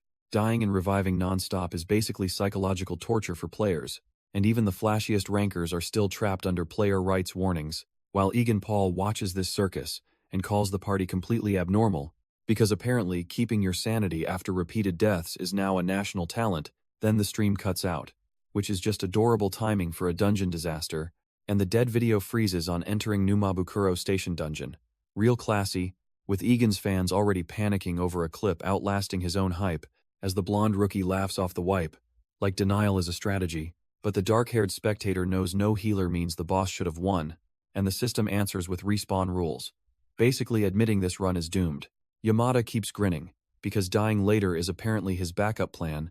Then the bronze golem drops in, looking hilariously proud of itself, but the broadcast barrier stays up, and his defense locks the feed in place, while he admits the impact's nasty, like that was ever in doubt, and instead of panicking, he starts enjoying the fight, cocky as ever, because that huge metal idiot telegraphs its bronze hammer like a textbook, so Yamada studies the wrists and ankles, already hunting the weak joints, and once the chest opening is set, he turns those brass shards viciously. Corrosion starts eating through the gaps, turning the golem's armor into a joke.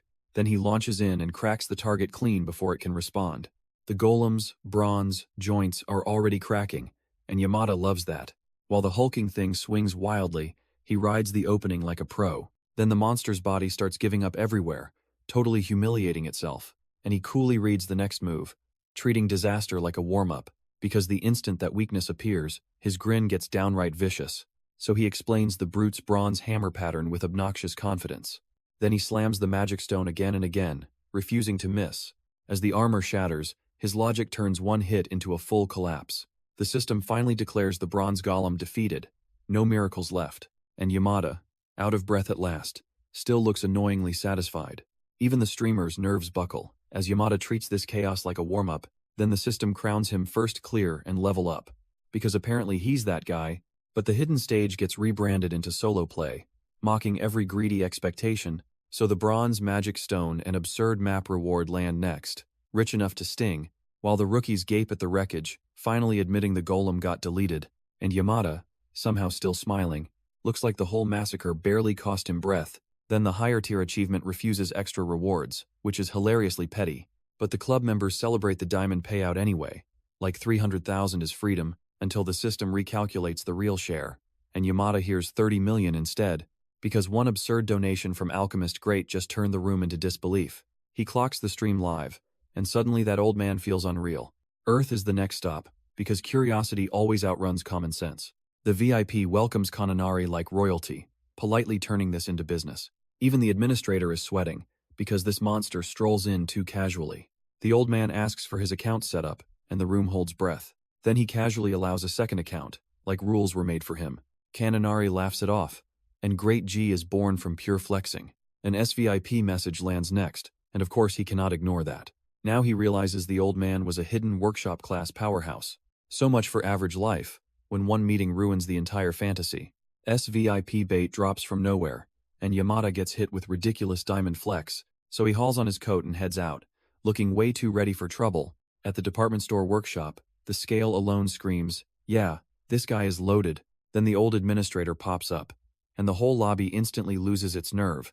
He clocks Yamada by name, and the streamer suddenly realizes this is not some random NPC, because the alchemist was waiting, which is just corporate jargon for dangerously important.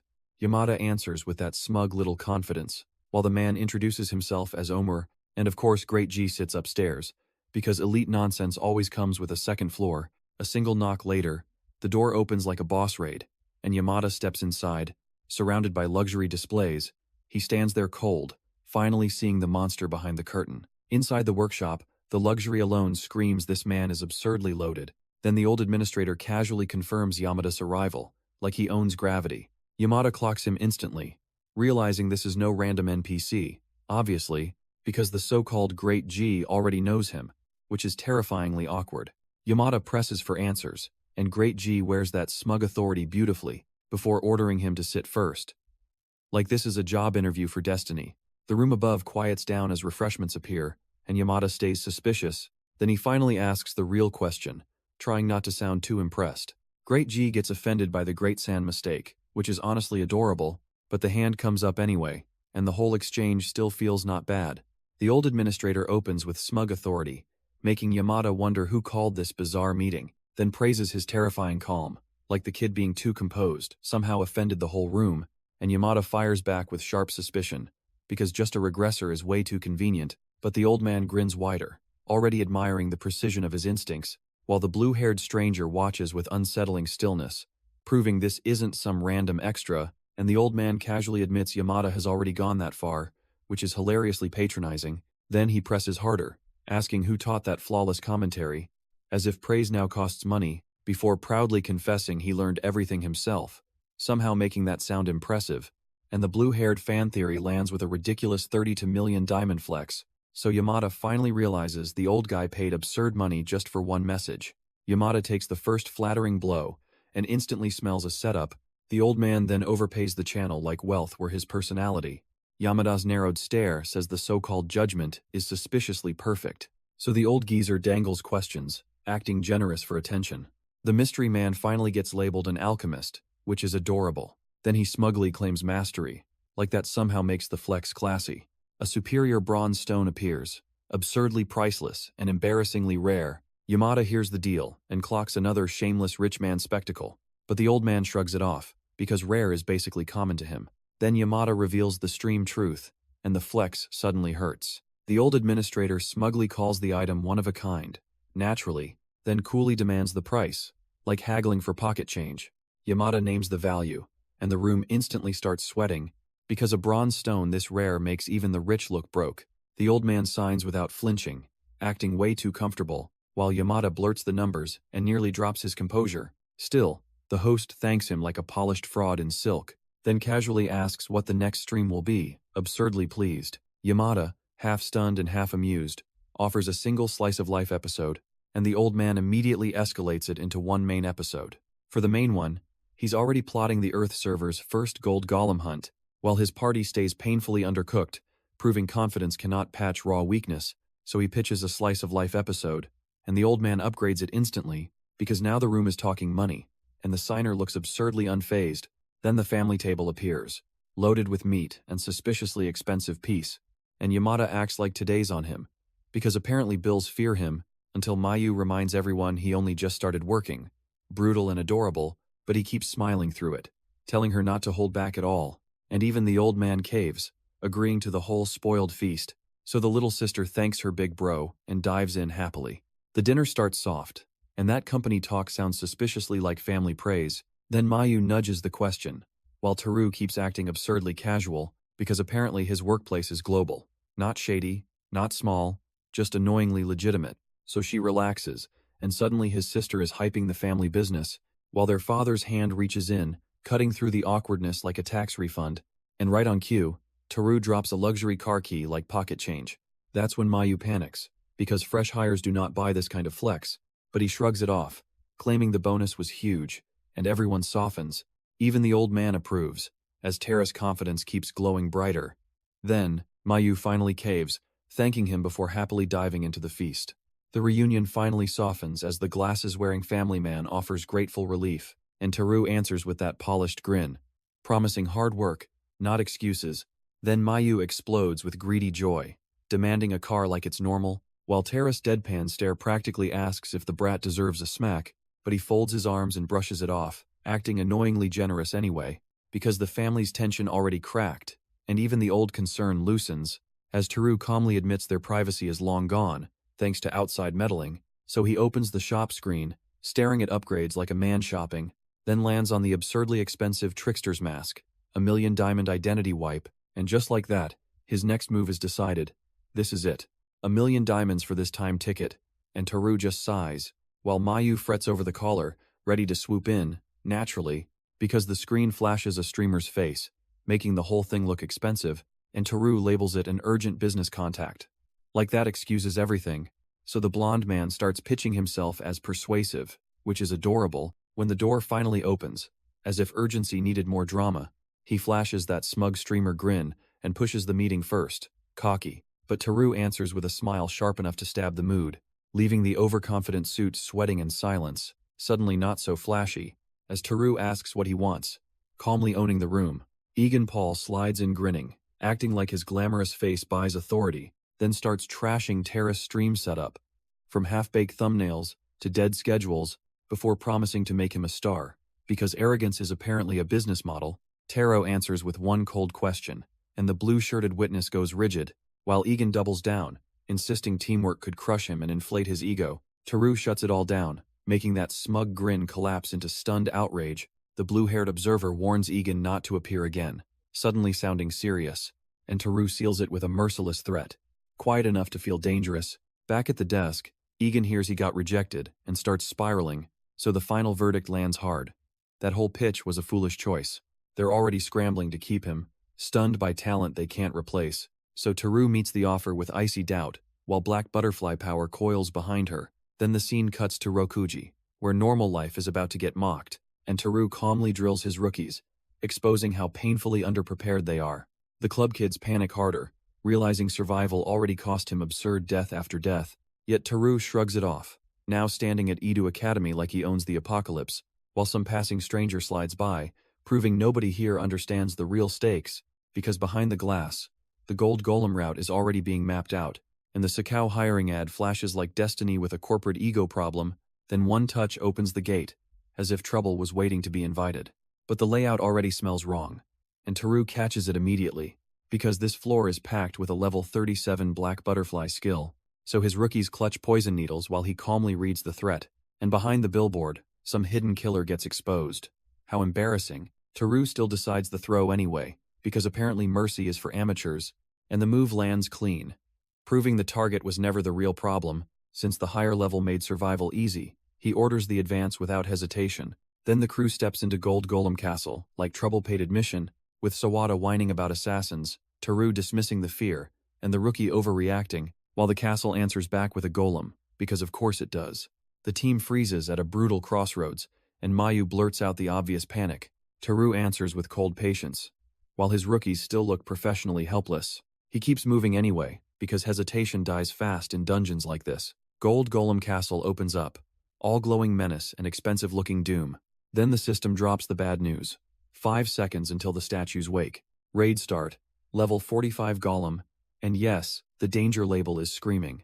Even the green hoodie rookie panics, because this ride is already insane. The corridor spins with force, but Terra's plan refuses to wobble. One precise strike cracks the golem, and the raid starts looking possible. Terra's control only sharpens, while the others finally realize he has grown. Even now, Yamada's breathing turns ragged, but he refuses to fold.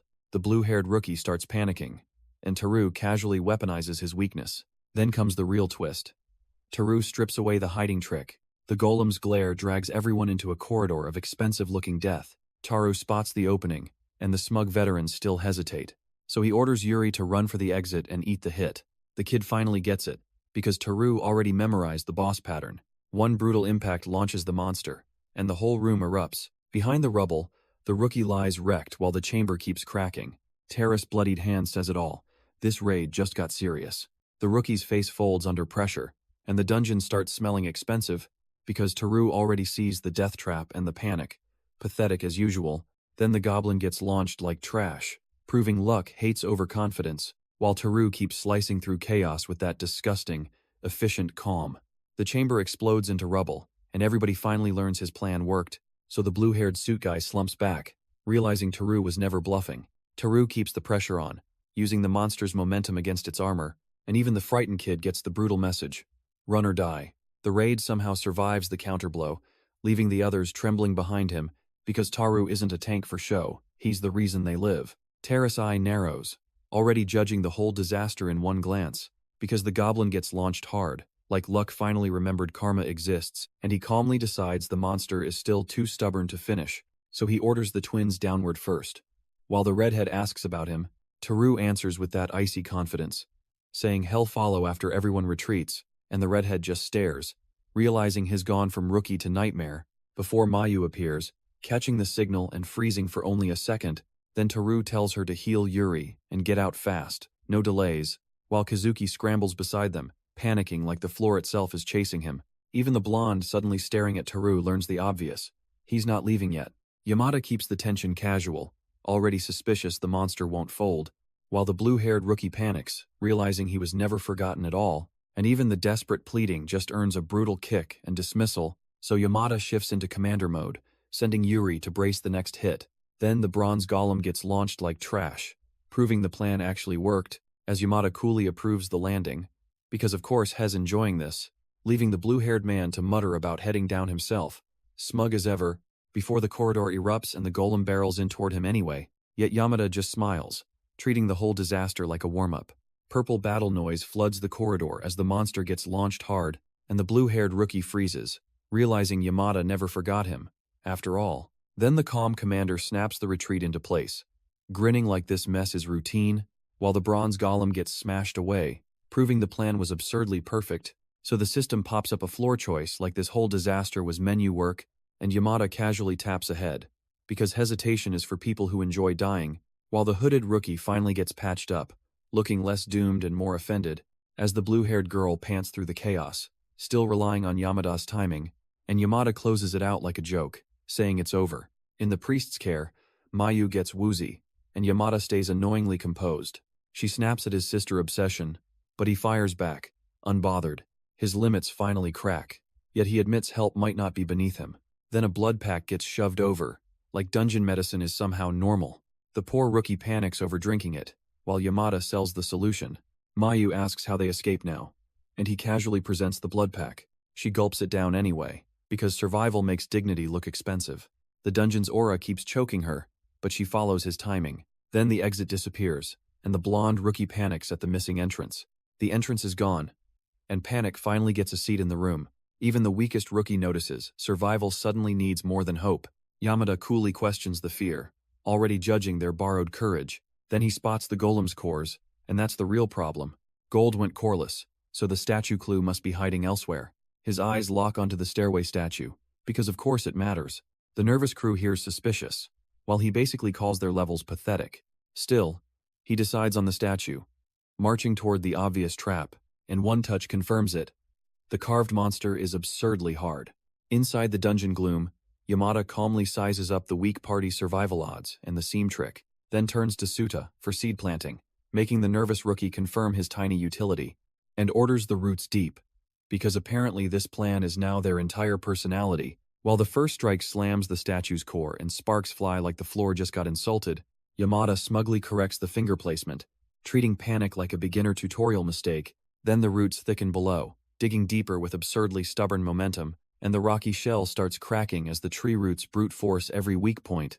The damage keeps spreading upward, turning that monster statue into a very expensive disaster, so Yamada finally declares the opening ready, and Yuri gets the one-hit finish. Yamada's blade and brute timing finally crack the statue's shell, while the hidden core gets blasted clean by his setup. And there it is, the weak spot everyone missed, exposed so hard even the system has to announce it, as Suda stares at the glowing drop like a terrified witness, because connecting floors means the gold golem can now descend, which is exactly the kind of bad news that sends rookies wobbling. So the dungeon walls start taking hits from Yamada's relentless follow-through, and the path opens with one ugly lesson. Panic loses. Taru doesn't. The gold golem sensed trouble, so the outer core must die first. Terra's warning snaps the rookies awake, because timing here is everything. With one clean strike, the glowing core explodes into overpriced confetti. The hidden chamber opens, proving dungeon architecture loves dramatic nonsense. Bronze golem boots crash in, and that polished shell is instantly abused. Taru launches the team upward, while the others scatter like extras. The boss drops below, still glaring like it deserves respect somehow. Taru resets everyone's positions, keeping the blonde and ponytail pair aligned. The red-haired fighter and shadowed partner split to guard both flanks. Then Teru assigns the last two, because improvisation is apparently his hobby. The bronze shell finally slows, and Teru smirks, because outer cores are disposable, so he tags the blonde and black-haired rookies for the first hit. While the rest brace, then he trims the difficulty down to dodge and survive mode, which is somehow his definition of mercy.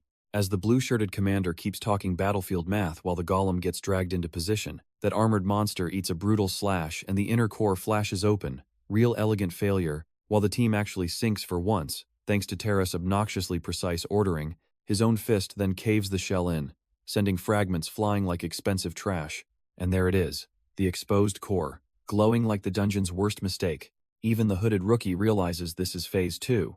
And Teru is bleeding through the pressure, because the boss stands there in smoke, pretending it still has a chance. The golden vein finally wakes up, and the room gets ugly fast, because the tank loses aggro, and suddenly everyone's on menu status, which sends the rookie into full panic, begging for a real plan now, so Teru answers with a fist, the kind that rewrites bad odds, and the boss monster erupts, revealing phase 2 like a dramatic apology, while Teru calls the barrier suicidal, as if that's comforting somehow. Then he warns Golden Vein is a boss, so of course it is. The hulking punch lands, armor cracking under that ridiculous, precise pressure, and the purple-haired girl nearly loses it, staring at the absolute nonsense, before Teru throws up a barrier. Because Mercy apparently has tech support. That hit leaves the wrist mangled, and the battlefield finally admits it, because even a broadcast barrier barely softened the impact, meaning head-on was suicide, so the others panic over the ruined arm, while the healer girl rushes in, but Yamada shuts down the hero act, forcing her to prioritize Kim Jong-hyun instead, and she grudgingly backs off, because even she knows this idiot is worse.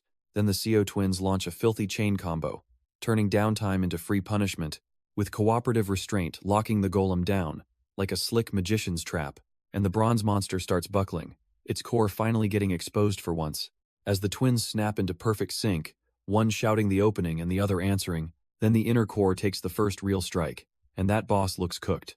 The core hunt opens with Yamada calling the next target, and that hand gets lit up, while the healer reaches for the ruined arm, only to get politely shut down, because the golem's body keeps cracking under pressure, and Yamada keeps the tempo brutal, as the pink core rolls free, looking way too precious for something this doomed.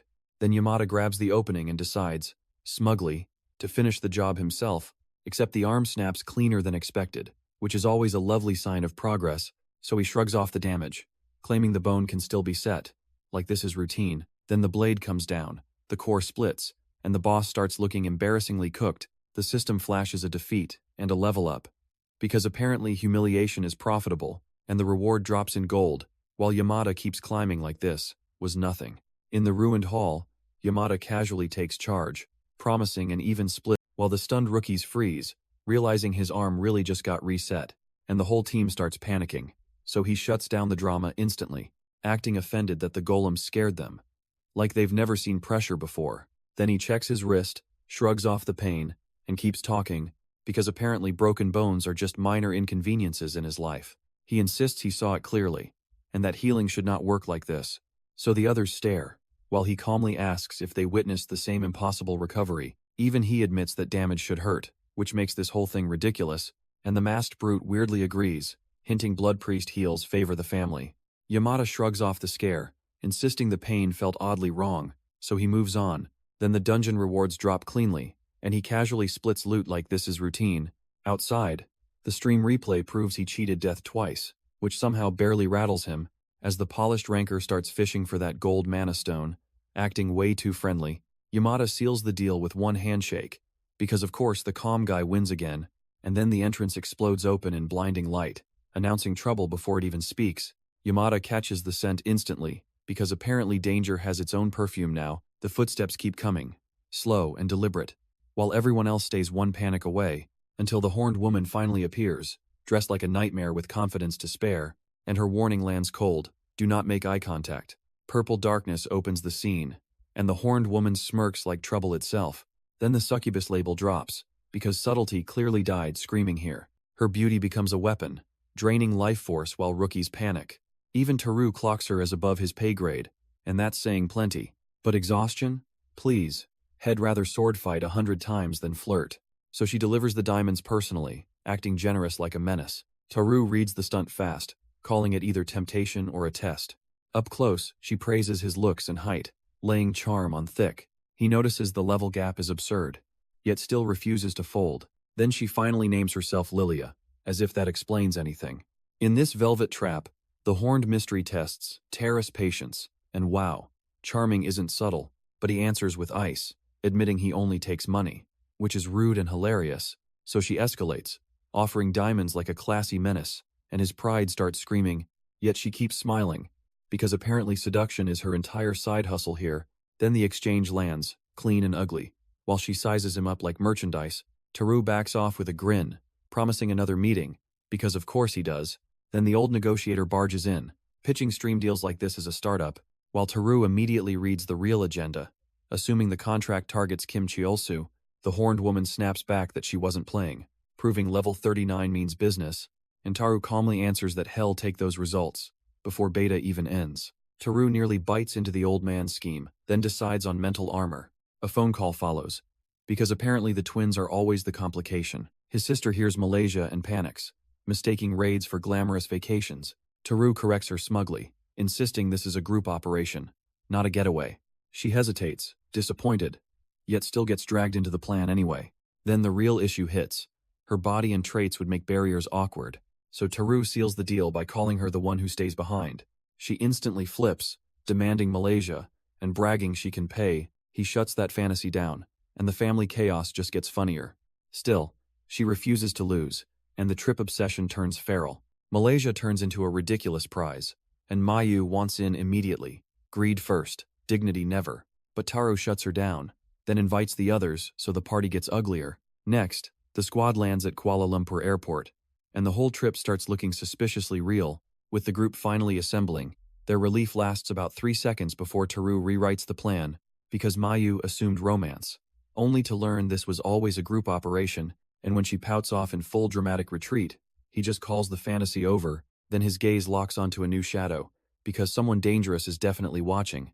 The air thickens with a tailing presence, and even the crowd looks hilariously underqualified.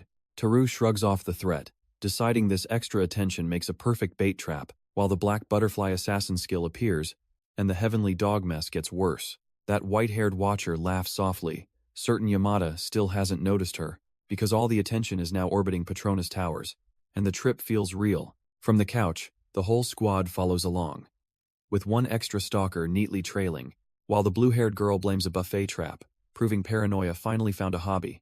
Then Yamada starts the review, casually naming the next tower bridge objective, and the plan gets brutally simple. Split them up, because fairness is for amateurs. They'll cross toward each other on the sky bridge, acting brave for once, and the instant they meet, a dungeon entrance opens like a cruel punchline. That gate only stays 10 minutes, so the tree user blocks everyone else off. Then the blonde kid panics, asking about the 9:57 timing, and Yamada just approves. He writes it down like a cheat code, already memorizing the left-hand rule. Meanwhile, the Petronas Twin Towers loom ahead, and the dungeon rumor stops being a joke. Across the bridge, the red-haired fighter and her partner absorb the impossible opening, because yes, the gate really appears, proving the world loves dramatic bad timing. Purple power floods the towers, and the so-called safe route turns into a neon trap, yet Yamada smirks when the dungeon confirms itself, like he expected this nonsense. He steps into the tower with that smug, unbothered confidence, while everyone else hesitates, then announces Hez going first, leaving the blue-haired observer to complain and follow. The corridor goes dark as he orders the waiting game, and the stalker trails behind, just like a disaster. He follows right on cue, straight into the abyss.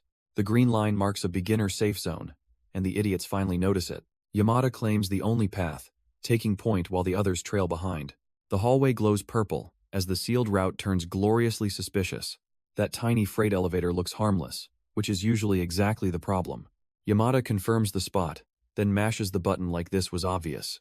The system answers with a summon call, and he just stands there smugly. The elevator arrives at one-person capacity, because apparently drama loves rationing. He tells the others to watch the button, while the doors start closing. Then he reminds them of the code, cool, as if he wrote fate itself.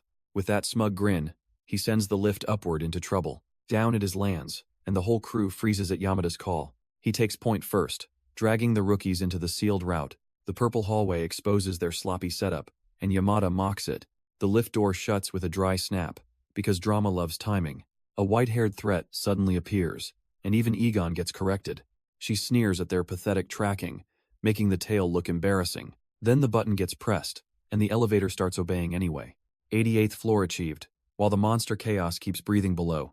The white-haired girl utterly freaks out, which is honestly satisfying. By the end, everyone is here, and the smug mystery deepens. The corridor's wreckage says enough, and the bait worked embarrassingly well. The girl keeps whining about his methods, as if results need permission.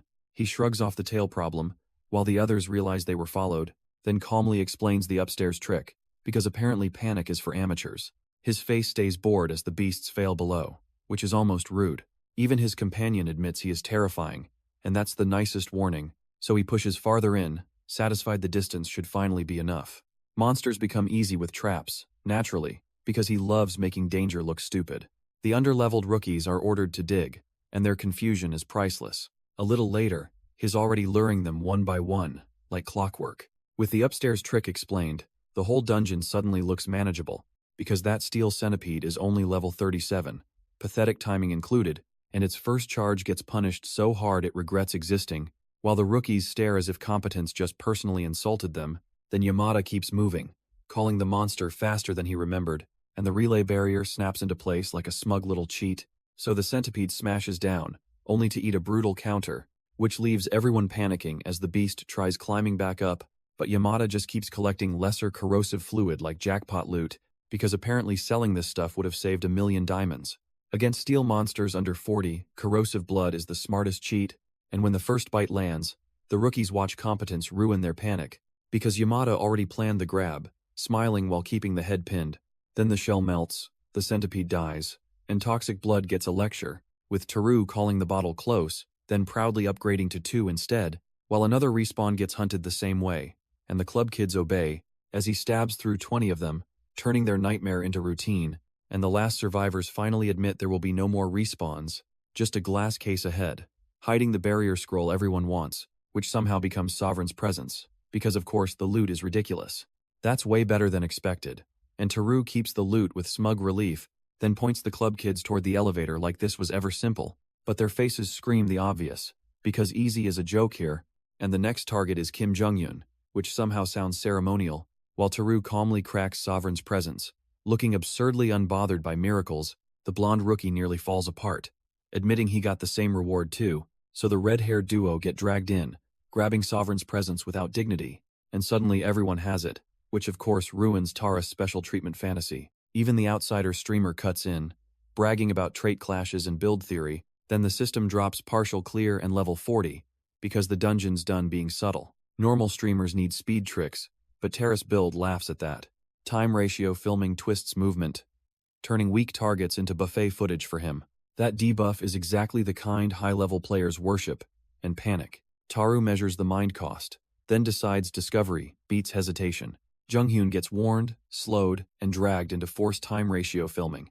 Taru likes Sovereign's presence, because apparently getting cursed is fashionable. Even parried at 80%, he still treats the hit like warm-up. The others freak out, asking what curse nonsense their appa just unleashed. Teru shrugs it off as playback, claiming first-timer mistakes are harmless. With donations secured, he decides retirement can wait, because all-rounders eat well. Teru stares at retirement like a luxury he can't afford, and that's terrifying. Egan's streamer bravado lands softly beside him, while Mayu just keeps getting dragged along. Tara's profile hardens into that cold, unreadable confidence, because panic is for amateurs. The room starts moving again, and even the footsteps sound like trouble approaching. Then the centipede stench hits, announcing another ugly monster problem with zero subtlety. Lilia finally makes her entrance, all pale elegance and bad intentions, looking annoyingly in control. She goes full murderous prestige, basically promising death like she's selling a premium subscription. Teru answers with body swap, because of course he treats chaos like a tutorial. Lilia's smug certainty cracks for half a second, and that tiny flaw says everything. Then he fires off time distortion, splashing everyone into his tempo and stealing the fight. Yamada's grin says the game finally found someone impossible to rattle, then his body swap leaves the smug attacker eating pure humiliation, and the white-haired victim's scream makes that great skill look terrifyingly real. Because Yamada keeps smiling like chaos is just another convenient toy, his blade keeps getting claimed by others. While he predicts every move, the so-called emergency partner begs for a pause, getting none, naturally, and Yamada locks the grip, turning hesitation into a brutal punchline, while the manager panics, trying to negotiate with that hand still pinned. The glasses guy sweats through an apology, blaming some butterfly disaster, and Yamada coolly connects it all, because Black Butterfly is apparently the problem. Even the terrified plea can't soften Yamada's grip on this nightmare bargain. The white-haired victim caves fast, suddenly hearing him out with zero pride left. That same coward then offers life to avoid getting butchered on the spot. Yamada answers with a colder grin, basically calling the bluff ridiculous. The streamer finally folds, promising obedience if his life gets spared. Yamada shuts that fantasy down. Warning betrayal earns immediate death. No exceptions. Still, the handoff is accepted, and the game moves somewhere far larger. Meanwhile, the blue-haired outsider acts offended, calling this surveillance amateur hour, yet the streamer respects the talent, admitting future favors might matter later. Yamada just stares back, hearing foreseeable future like a threat wrapped in nonsense. The money talk gets absurdly formal, with $1 million price tag on Black Butterfly's mercy, and the streamer practically trips over himself insisting he meant every dollar, no funny business, while Yamada lets the complaint slide. As long as nobody weaponizes the deal later, then the repayment lands in writing, because these guys apparently fear sincerity less than paperwork, which only makes the others gush harder about compensation, turning his brutality into fan service. After that, Yamada returns to Korea and heads straight into the old man's workshop, where the streamer, now whining about inactivity, gets hit with a commission request, and the alchemist angle comes next, with a potion test for hunting toads. Nice and casual, but the old man nearly chokes on it, demanding to know where that came from, and Yamada just deadpans that it's an overseas map, like that explains everything. The old streamer whines about content, and Yamada flattens him with receipts. He shrugs off the complaint, saying assassins and centipedes were busier priorities. Then he pitches a potion job, casually demanding to know why he should care. Yamada wants his name on it, because screen time apparently pays better than dignity. The old man balks, so Yamada doubles down, even offering the materials elsewhere. Naturally, he spices it up with a ridiculous nickname, like that fixes everything, but the old man still resists, and points Yamada toward Lilia instead. That's when the succubus steps in, activating her charm like a cheap cheat code. She treats the whole thing like effortless temptation, which is hilariously overconfident. Yamada barely flinches, deciding this level of accomplishment feels better than butterflies. Lilia's charm flares up, and the old man smugly calls that her best effort. The system confirms Knight's temptation. Basically the game's trash-tier seduction cheat. Yamada plays it cool, pretending weird devotion is his default first impression setting. Then he demands the invite value, and the old man panics over diamond economics. Suddenly the perks sound absurdly premium, with name, visibility, and exclusivity selling hard. Yamada accepts the deal, proving he was only here for leverage and 1-minute clout. Even he admits the old man would lose it, though Yamada still feels like the real freak, so he casually sets tomorrow's stream, smiling like he already owns the schedule. Mayu immediately melts down, because Lilia's beauty and mystery are doing damage. Yamada just tells her to take care, leaving everyone else emotionally demolished. The secretary enters like a luxury weapon, and the room instantly goes feral, because she's Choi Gangzu's secretary, which somehow makes the gossip even pricier, while Mayu loses her mind. Since work contacts don't drool over siblings like that, and Yamada gets trapped under her shameless flirting, looking annoyingly composed, then he finally gives in, promising silence if she stops humiliating him, before she flashes the offer, because apparently this promotion comes with real juice, so Yamada asks about the public servant recruitment, acting way too casual, and Mayu nearly explodes again when the video scandal starts surfacing, because the guy inside is definitely Yamada, and the timing is disgusting. Then the white-haired woman clocks it all, realizing he never changed after all. Mayu catches the tension instantly, while the family pretends everything is normal, and Yamada, already smug, keeps the secret pressure neatly locked away, because the bureau recruitment offer lands, and he casually admits he declined. Apparently those terms were so mid, only a clown would accept them. Then he melts the mood with reckless confidence, promising loyalty for better conditions, and suddenly He's already on the line, planning a dungeon run in Korea, while the rookies panic about the Golden Goblin, like timing ever mattered to them, because Yamada reminds them first discoverers usually die, then smugly adds usually, but that only means an exit exists, plus whatever loot survives the massacre, and now he's treating relic farming like retirement planning, which is honestly terrifying. The poor driver spots something impossible, and instantly loses his cool, because the truck is already barreling in, while someone screams beside him. Then Yamada flips on skill time acceleration, making reality itself look sluggish, and the driver's reaction window shrinks to a joke, a very expensive joke. With downshift active, Yamada feels the world crawl like it owes him money, so he slips through the chaos, steps into power, and steals the pace, then rockets a fist straight into the truck. Because subtlety died here, while the smug grin says he's already figured the trick, and enjoyed it. The impact lands clean, and he practically announces he's getting stronger, which is bad news for everyone else, because now he's ahead of fate. Above the road wreck, reality already looks embarrassingly slow for him, and even that crushed shoulder still sounds like a cheap bargain, because the mystery around Maria instantly screams this crash was set up, so the blue-haired observer realizes she is absolutely no ordinary human. Then the ruined truck confirms there was never a driver at all, while the call beside the bus drags in another party member, and Yamada starts reading Mariah's fingerprints all over the chaos, until Mayu panics over his recklessness like she owns the emergency. Then she grabs him. Furious, he scared her half to death, and he just sits there, smug, already feeling stronger than fate. Mayu panics over Yamada's attitude, but he already knows she's barely surviving, and he still tries shielding her from damage, which is almost sweet if it weren't so annoying, because the others only confirm the disaster spread wider, and nobody looks remotely prepared. Then Mayu snaps at his recklessness, while he deadpans that streaming timing matters more. Apparently, as a VIP invite finally lands, dragging in the money rain spectacle and one smug veteran, who immediately announces the stream's target. Like harassing Yamada is somehow a career milestone, then he starts boasting about his stupid little bet, conveniently forgetting he's the punchline here, because the wager was absurdly one-sided, and victory was practically handed to the loudest fool. Meanwhile, the crash footage reveals Yamada's run got derailed by a deliberate accident, and that truck was cursed, so now he's staring at Mariah's setup, injured or not, already too strong to be scared. So now the stream disaster starts, and the old veteran panics, while the bet chat keeps flexing, because apparently losing isn't an option. But the smug streamer gets cornered fast, and his easy win evaporates. Then Lilia strolls in, making the whole commission look hilariously doomed, and Yamada shuts down the accident excuse, demanding the real story instead. Hess already calling sabotage, because of course the rookie isn't imagining it. Then that veteran tries intimidation, only to get casually flicked aside, as the old man administrator bows to the pressure, proving rank means nothing here. And Yamada's glare says he's not buying the classified act for a second, because if someone set this up, he's ready to drag them out himself. At last, the server-level boss gets named, and it's Chersi. The old veteran leans in, demanding the brat be briefed immediately. A servant caves fast, promising nothing like that will happen again. Chersi covers his face, then swears the whole mess is handled cleanly. Yamada snaps back, mocking that polished excuse with zero respect. The old man bristles, calling out their rotten amateurism. Even the formal messenger begs for a moment, because panic is leaking. Yamada sits there unimpressed, pushing harder for the hidden truth. Then the secret finally cracks open, and the project gets exposed. It's a system-level player development scheme, and Yamada just found the trap.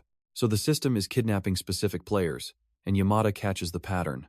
A wrecked roadway proves identities are being tracked like cheap paperwork. The old administrator caves, swearing those accidents are officially off-limits. Yamada keeps his stare cold, basically telling the whole scheme to try harder. Then the system tags Li Hyunseong too, because subtlety clearly died today. Yamada shrugs at the ranking joke, accepting the swordsman will outclass him. Blue energy floods the scene, and the whole situation starts to feel cursed. Even the truck driver gets dragged in, barking panic through the windshield. Then the winged girl lands on the mess, demanding he talk, instantly. Yamada thought they were done here, but nope, the chaos just rebooted. Yamada's stare says the handover fantasy is dead, and so is the bluff. The angelic streamer duo keep filming, because apparently humiliation is content now. The district manager tries legal-sounding nonsense, while Yamada just grins through it. On the live feed, the wings and ranking hype make the whole stunt look pathetic. Then Maria gets named, and Yamada instantly realizes this just got interesting.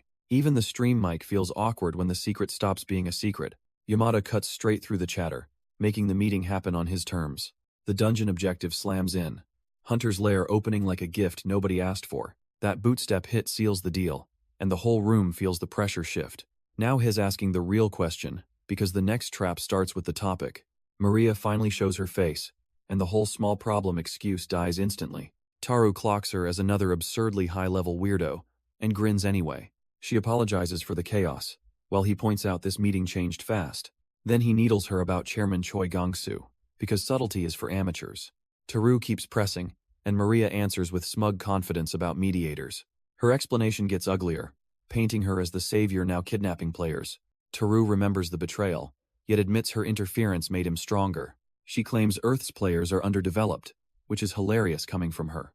Then she explains artificial intervention as if it's a harmless business decision. Taru calls out the kidnappers and brainwash vibes, while she dodges like a pro. The roster of feared abductees gets named, and Terra's shortlist is brutally missing, which is hilarious, because even the top-tier massacre emperor leaves him stinging, so he drags the conversation into ethics, calling out the justice talk as convenient nonsense. And when Maria admits kidnapping was on the table, Taru basically says that's exactly the problem. Then she offers up her trust issues with wounded innocence. Like that fixes the hostage vibes, but Taru cuts straight through it, proposing a petition against the meddling admins, while Maria, ever the smug professional, hides behind player rights and fake reasonableness, as if that makes her less ridiculous than the rookie fans getting dunked on live. Meanwhile, the purple-horned menace watches the chaos, amused that the pup is still flailing, and even she can tell Terra's not barking anymore. He's forcing the whole system to answer. Taru asks Lilia about petition counts, then smugly learns 5,000 is the gate, because even 1,000,000 diamonds per request sounds cheap to the man rewriting the rules. Lilia's stunned, since the chairman already says the supporters hit the quota, and Taru laughs at the rookie panic, calling their lazy little crowd embarrassingly loud. Then the public list exposes the real scale, with thousands already backing the petition, which finally makes Lilia admit Kim Cheol-soo's influence is absurdly huge. So Taru pushes the legal angle, forcing the project's illegality into daylight, while the system obediently accepts the petition and orders the improvement, and the stream snaps back to the Gold Toad dungeon, because yes, the chaos was only a detour. Now the gates open, the fees ridiculous, and Taru is already pricing the next move. At the gate, the queue drags on forever, and extortion starts feeling routine. Then Taru calls out the scam, while the crowd keeps acting brave from behind. One bald enforcer squares up, offended like morality just insulted his resume. Taru points out the crime, and the thug answers with pure playground cowardice. The blue-haired kid keeps talking trash, because apparently viewers deserve second-hand embarrassment. Taru fires back with official permission, and the paperwork suddenly looks terrifying. The whole group regroups, while Taru warns them this scam has legal teeth. The boss doubles down, realizing Terra's actually targeting Kim Jong-hyun now.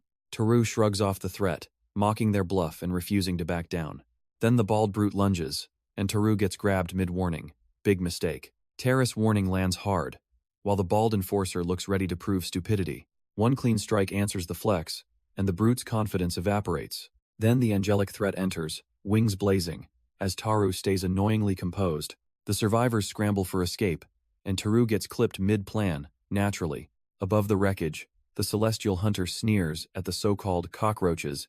Taru scans the fallen thugs, decides they deserved worse, then keeps moving. Golden Goblin dungeon text flashes up, because subtlety clearly died earlier. The cavern reeks of damp mold, and the timer starts counting doom. Someone spots the trap rule, warns about the 0 mark, and panic leaks in. Taru notices the new warning system, because apparently danger needed upgrades. 1 minute left, and Taru still finds everyone cowardly enough to hide. Then the timer slams to 0, turning the cave into a red, blinking joke, while a brutal green tunnel suddenly opens, vomiting danger straight ahead, and Taru gets snagged mid-move, because fate loves humiliating overconfidence. As the world spins, he still looks annoyingly calm through the chaos. Then he clocks the 30-minute rule and treats it like an upgrade. The crew piles deeper in, with Taru prodding them forward like professionals, until the blue ponytailed girl admits the deeper route feels like hell, because everyone who went past that point vanished without a trace. So Taru decides that means there's definitely something worth stealing. Taru grins in the tunnel, selling secrets like the cheapest kind of treasure, then shrugs off the crawl, because handing work to others is painfully slow, while the blonde rookie freezes again, proving panic is his only real skill, and the green trap snags his foot. A perfect little joke from the dungeon. With 3 minutes left, everyone realizes escape is now basically a fantasy, so Taru orders them to think, like survival should have been obvious already, and drills them on choices, not to become another disposable player. As the clock slams towards 0, the rookie finally feels the pressure hit. Then Taru catches the bigger shift, and the floor starts answering back. That's when the tunnel breaks open, and the monster wave finally shows itself.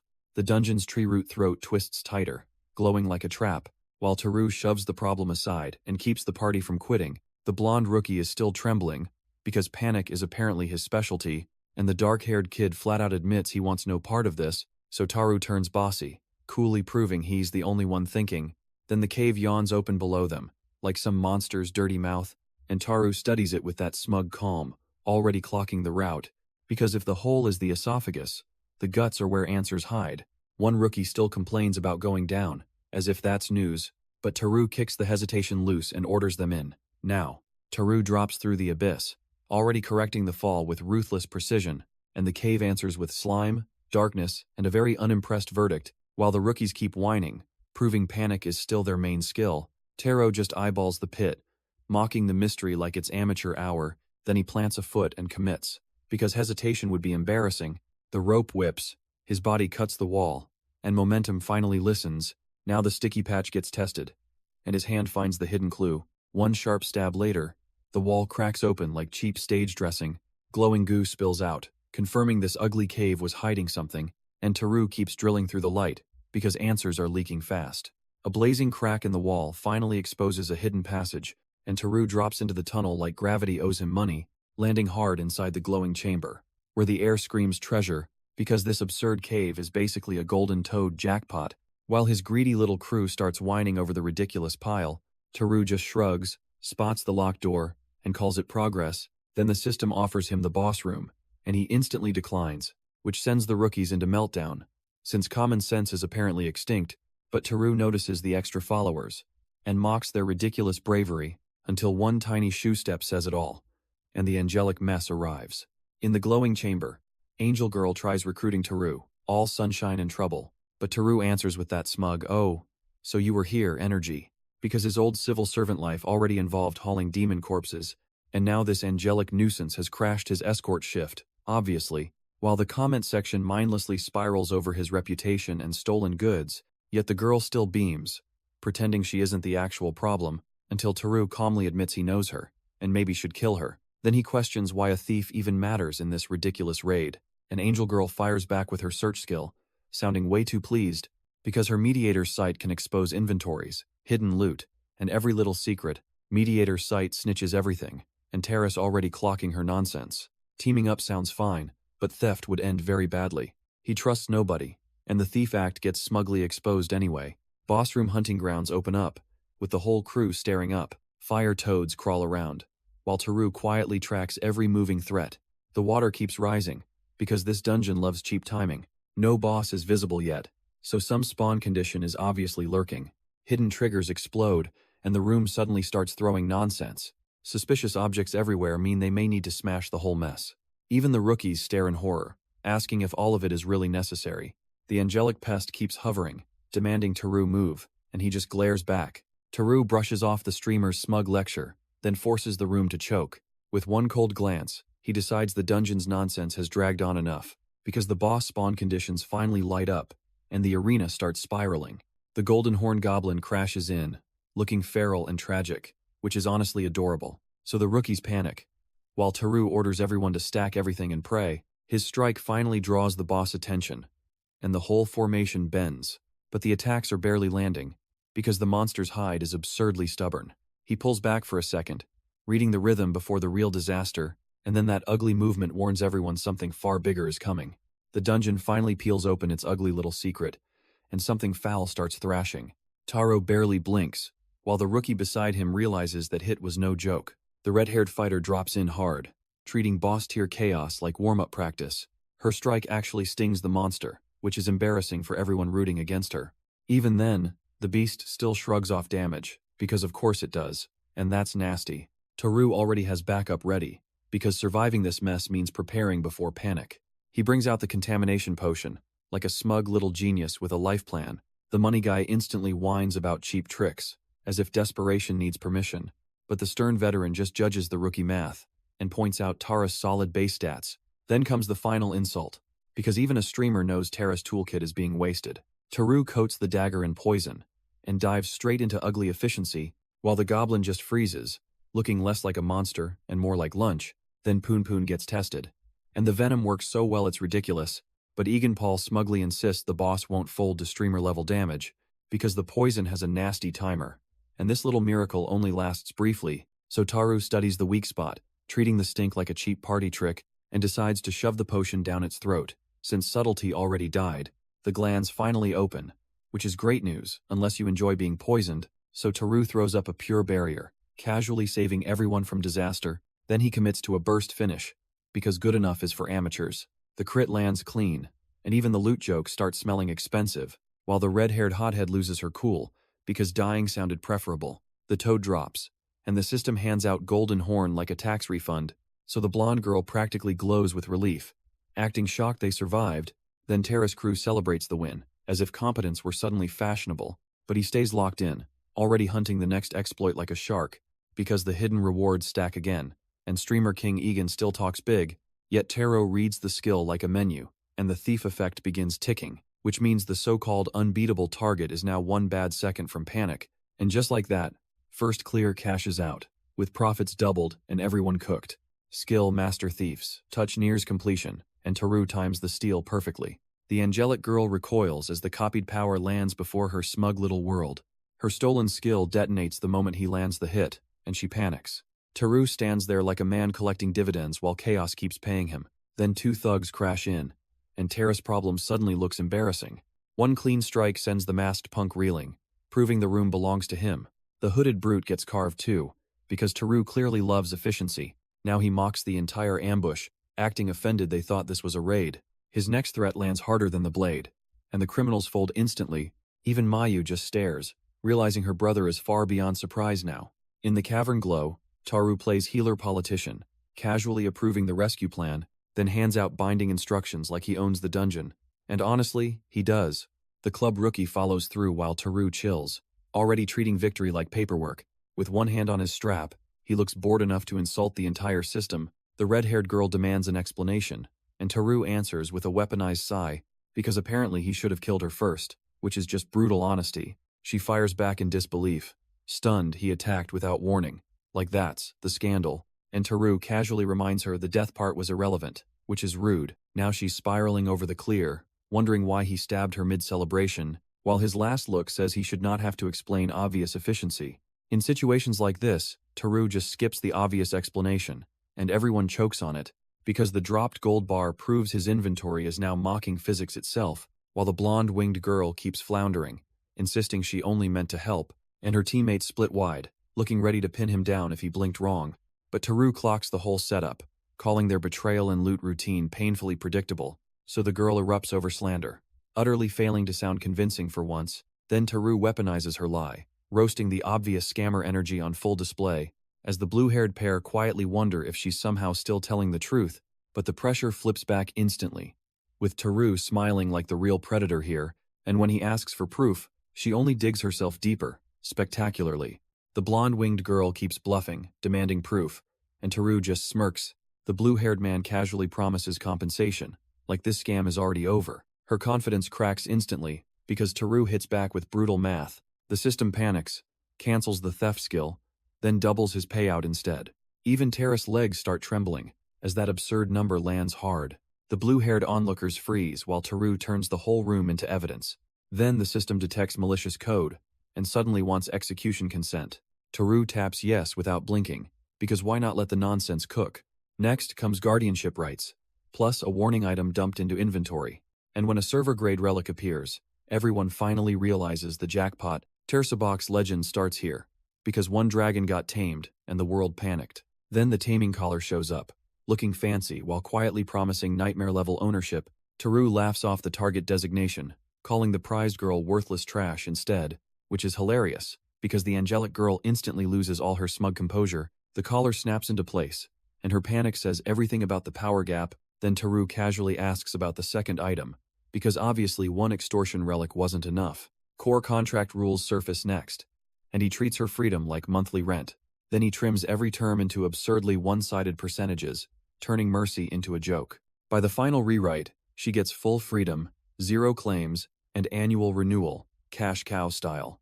She thanks him for the leniency, and he corrects her with deadpan cruelty. The shop field opens, and Yamada immediately starts testing the filthy exploit, while the angelic girl's confident act shatters, because his item choice hits like a trap. Then the whole merchant district rises into view, screaming premium loot and shady possibilities, and the door bursts open on luxury, as if the game itself is begging to be milked, with Katrina greeting him like a walking jackpot, which is frankly embarrassing for everyone involved. So Yamada casually offers gold bars, wearing that smug face like he owns the economy. Then An Ji-won leans in, pitching Katrina as the miracle merchant in Jongno, and he shamelessly promises almost zero margin, because apparently profit is for cowards, before doubling down, bragging Shell even handled jewels and precious metals for him, and Yamada just nods at the stacked gold. Already looking, Katrina opens with a diamond valuation, acting way too pleased, and Yamada just shrugs, accepting like the whole market belongs to him. Then she ups the offer with absurd special treatment, all smiles and menace. While dangling private meetings and more gold bars like a shameless trap, he keeps probing for perks, and she admits there are plenty, because her real trick is never unloading everything at one price, so he slides over the gold, playing honest while staying dangerously patient. And suddenly the counter floods with bars, making her lose composure, with her panicking over the endless pile, like the deal is attacking back, and that's how he hands it all over, then walks out with a lifelong partner. She opens with a 2 billion won bait, and the merchant game gets shameless. He plays along, letting Katrina brand him a rare catch with dangerous confidence. Then she pitches another request, calling him a jackpot customer and smiling. The system stamps it instantly, because Katrina's little trap has fully matured. His backup panics, but he already knows the danger has been stripped away. Staying low-key, he admits the identity stunt is enough, yet keeps pushing. He rejects quitting, because even a pathetic skill ceiling deserves farming, so he squeezes every last trick from this minefield before it closes. That grin says it all. He never intended to play this straight. And Katrina? She just became the poor soul stuck with his tricks. The stream stays capped at tutorial level, because Yamada loves limits. He only plans to hide the real grind until level 100. Katrina accepts the deal, and that smug grin says she's hooked. She still hasn't named the request, but he's already playing along. Her rule is simple: quests first, questions later, and that's brutal. While she steps out, some thief already stole precious necklaces. Yamada coolly pushes back, acting unbothered by the whole mess. Katrina panics over reputation, then admits she'll hear his conditions. The merchant keeps flirting, calling him handsome, while he stays annoyingly composed. And then the matching Berklaff accessories land, fate or coincidence. Of all things, that cursed accessory survived his regression, and upgraded, too. So yeah, this specialist job is basically a trap with paperwork. Yamada calls mid-chaos, and the excuse sounds suspiciously useless until the taming collar triggers, dragging some poor soul into panic. Katrina catches the lie instantly, because apparently she's not buying nonsense. Then she reveals the rulebook, smugly demanding the stolen item be reclaimed. Yamada recognizes the target, and the whole steel part suddenly gets personal, so Katrina grins, frames it like fun, and he doesn't even flinch.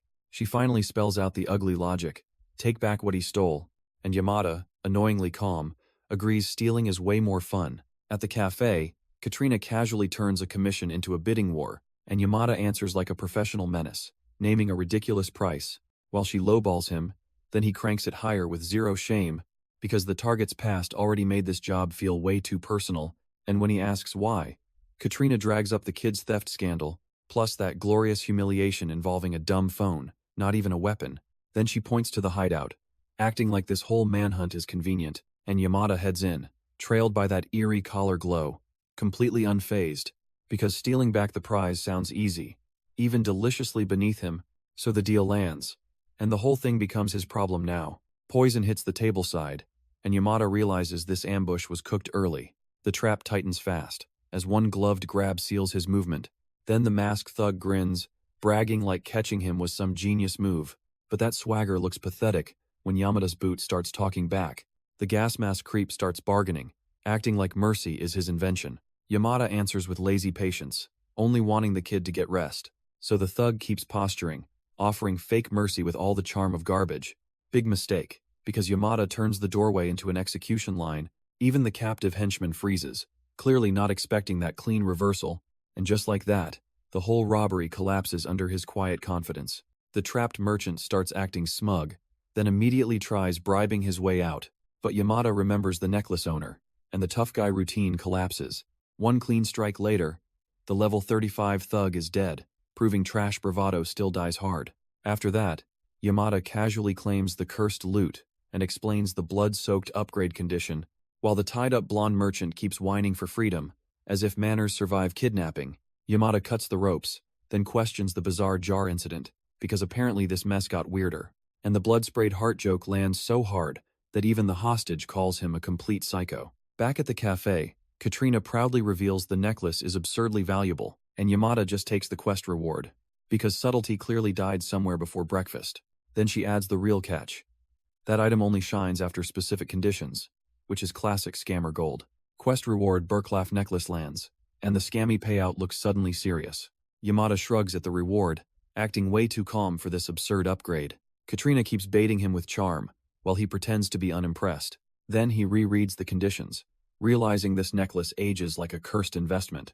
Good thing he kept the heart, because popping it early would have been stupid.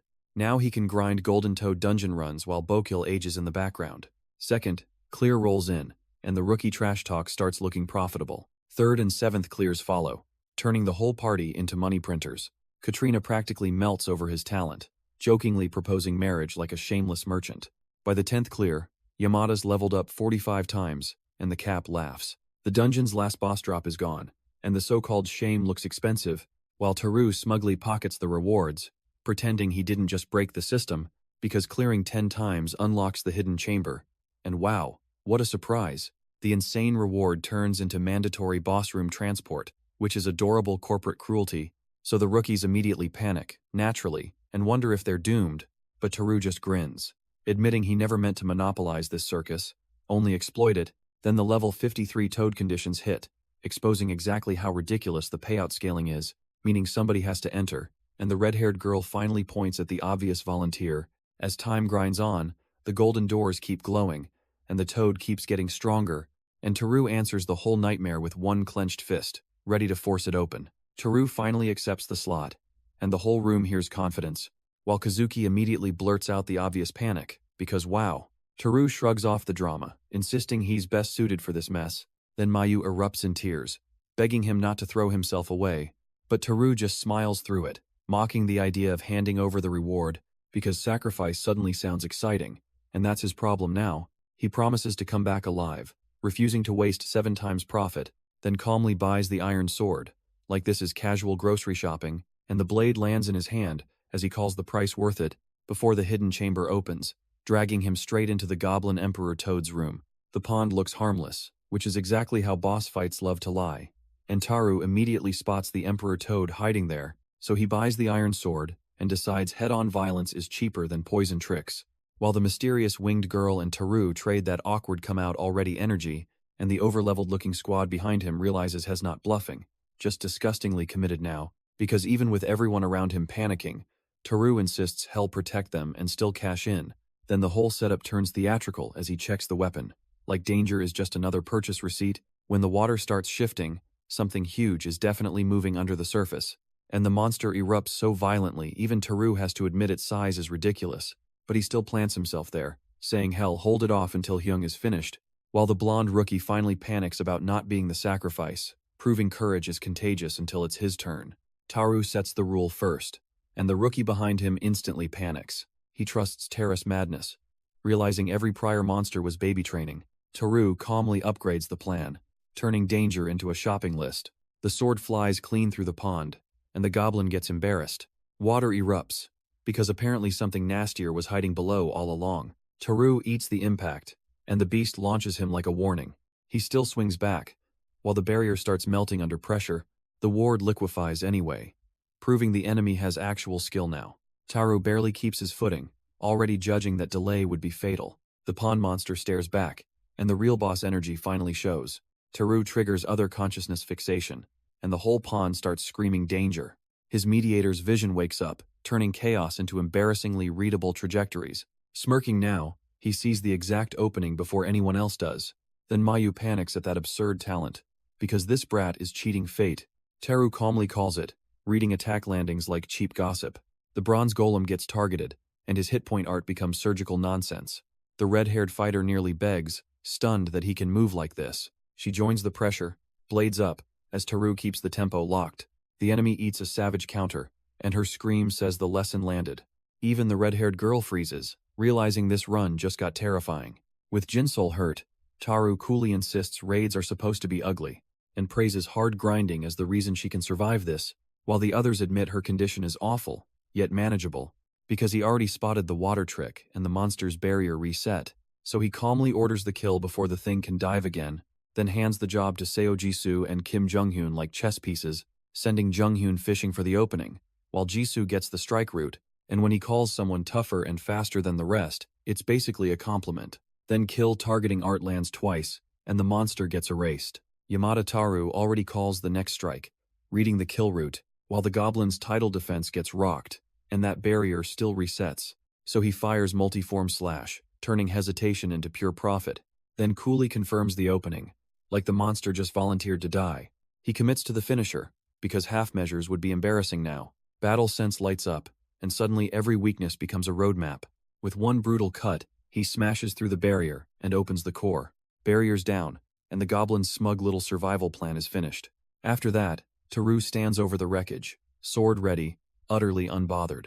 That smug eye already knows the barrier is about to embarrass itself, then the giant toad's whole body goes airborne, which is honestly tragic, because Taru reads the defense, swings clean, and cuts straight through it, and the system basically claps while announcing the Emperor Toad's funeral. With bonus levels raining down, the healer patches him up like this was routine, while the clueless Game Club trio finally realizes who actually carries this mess.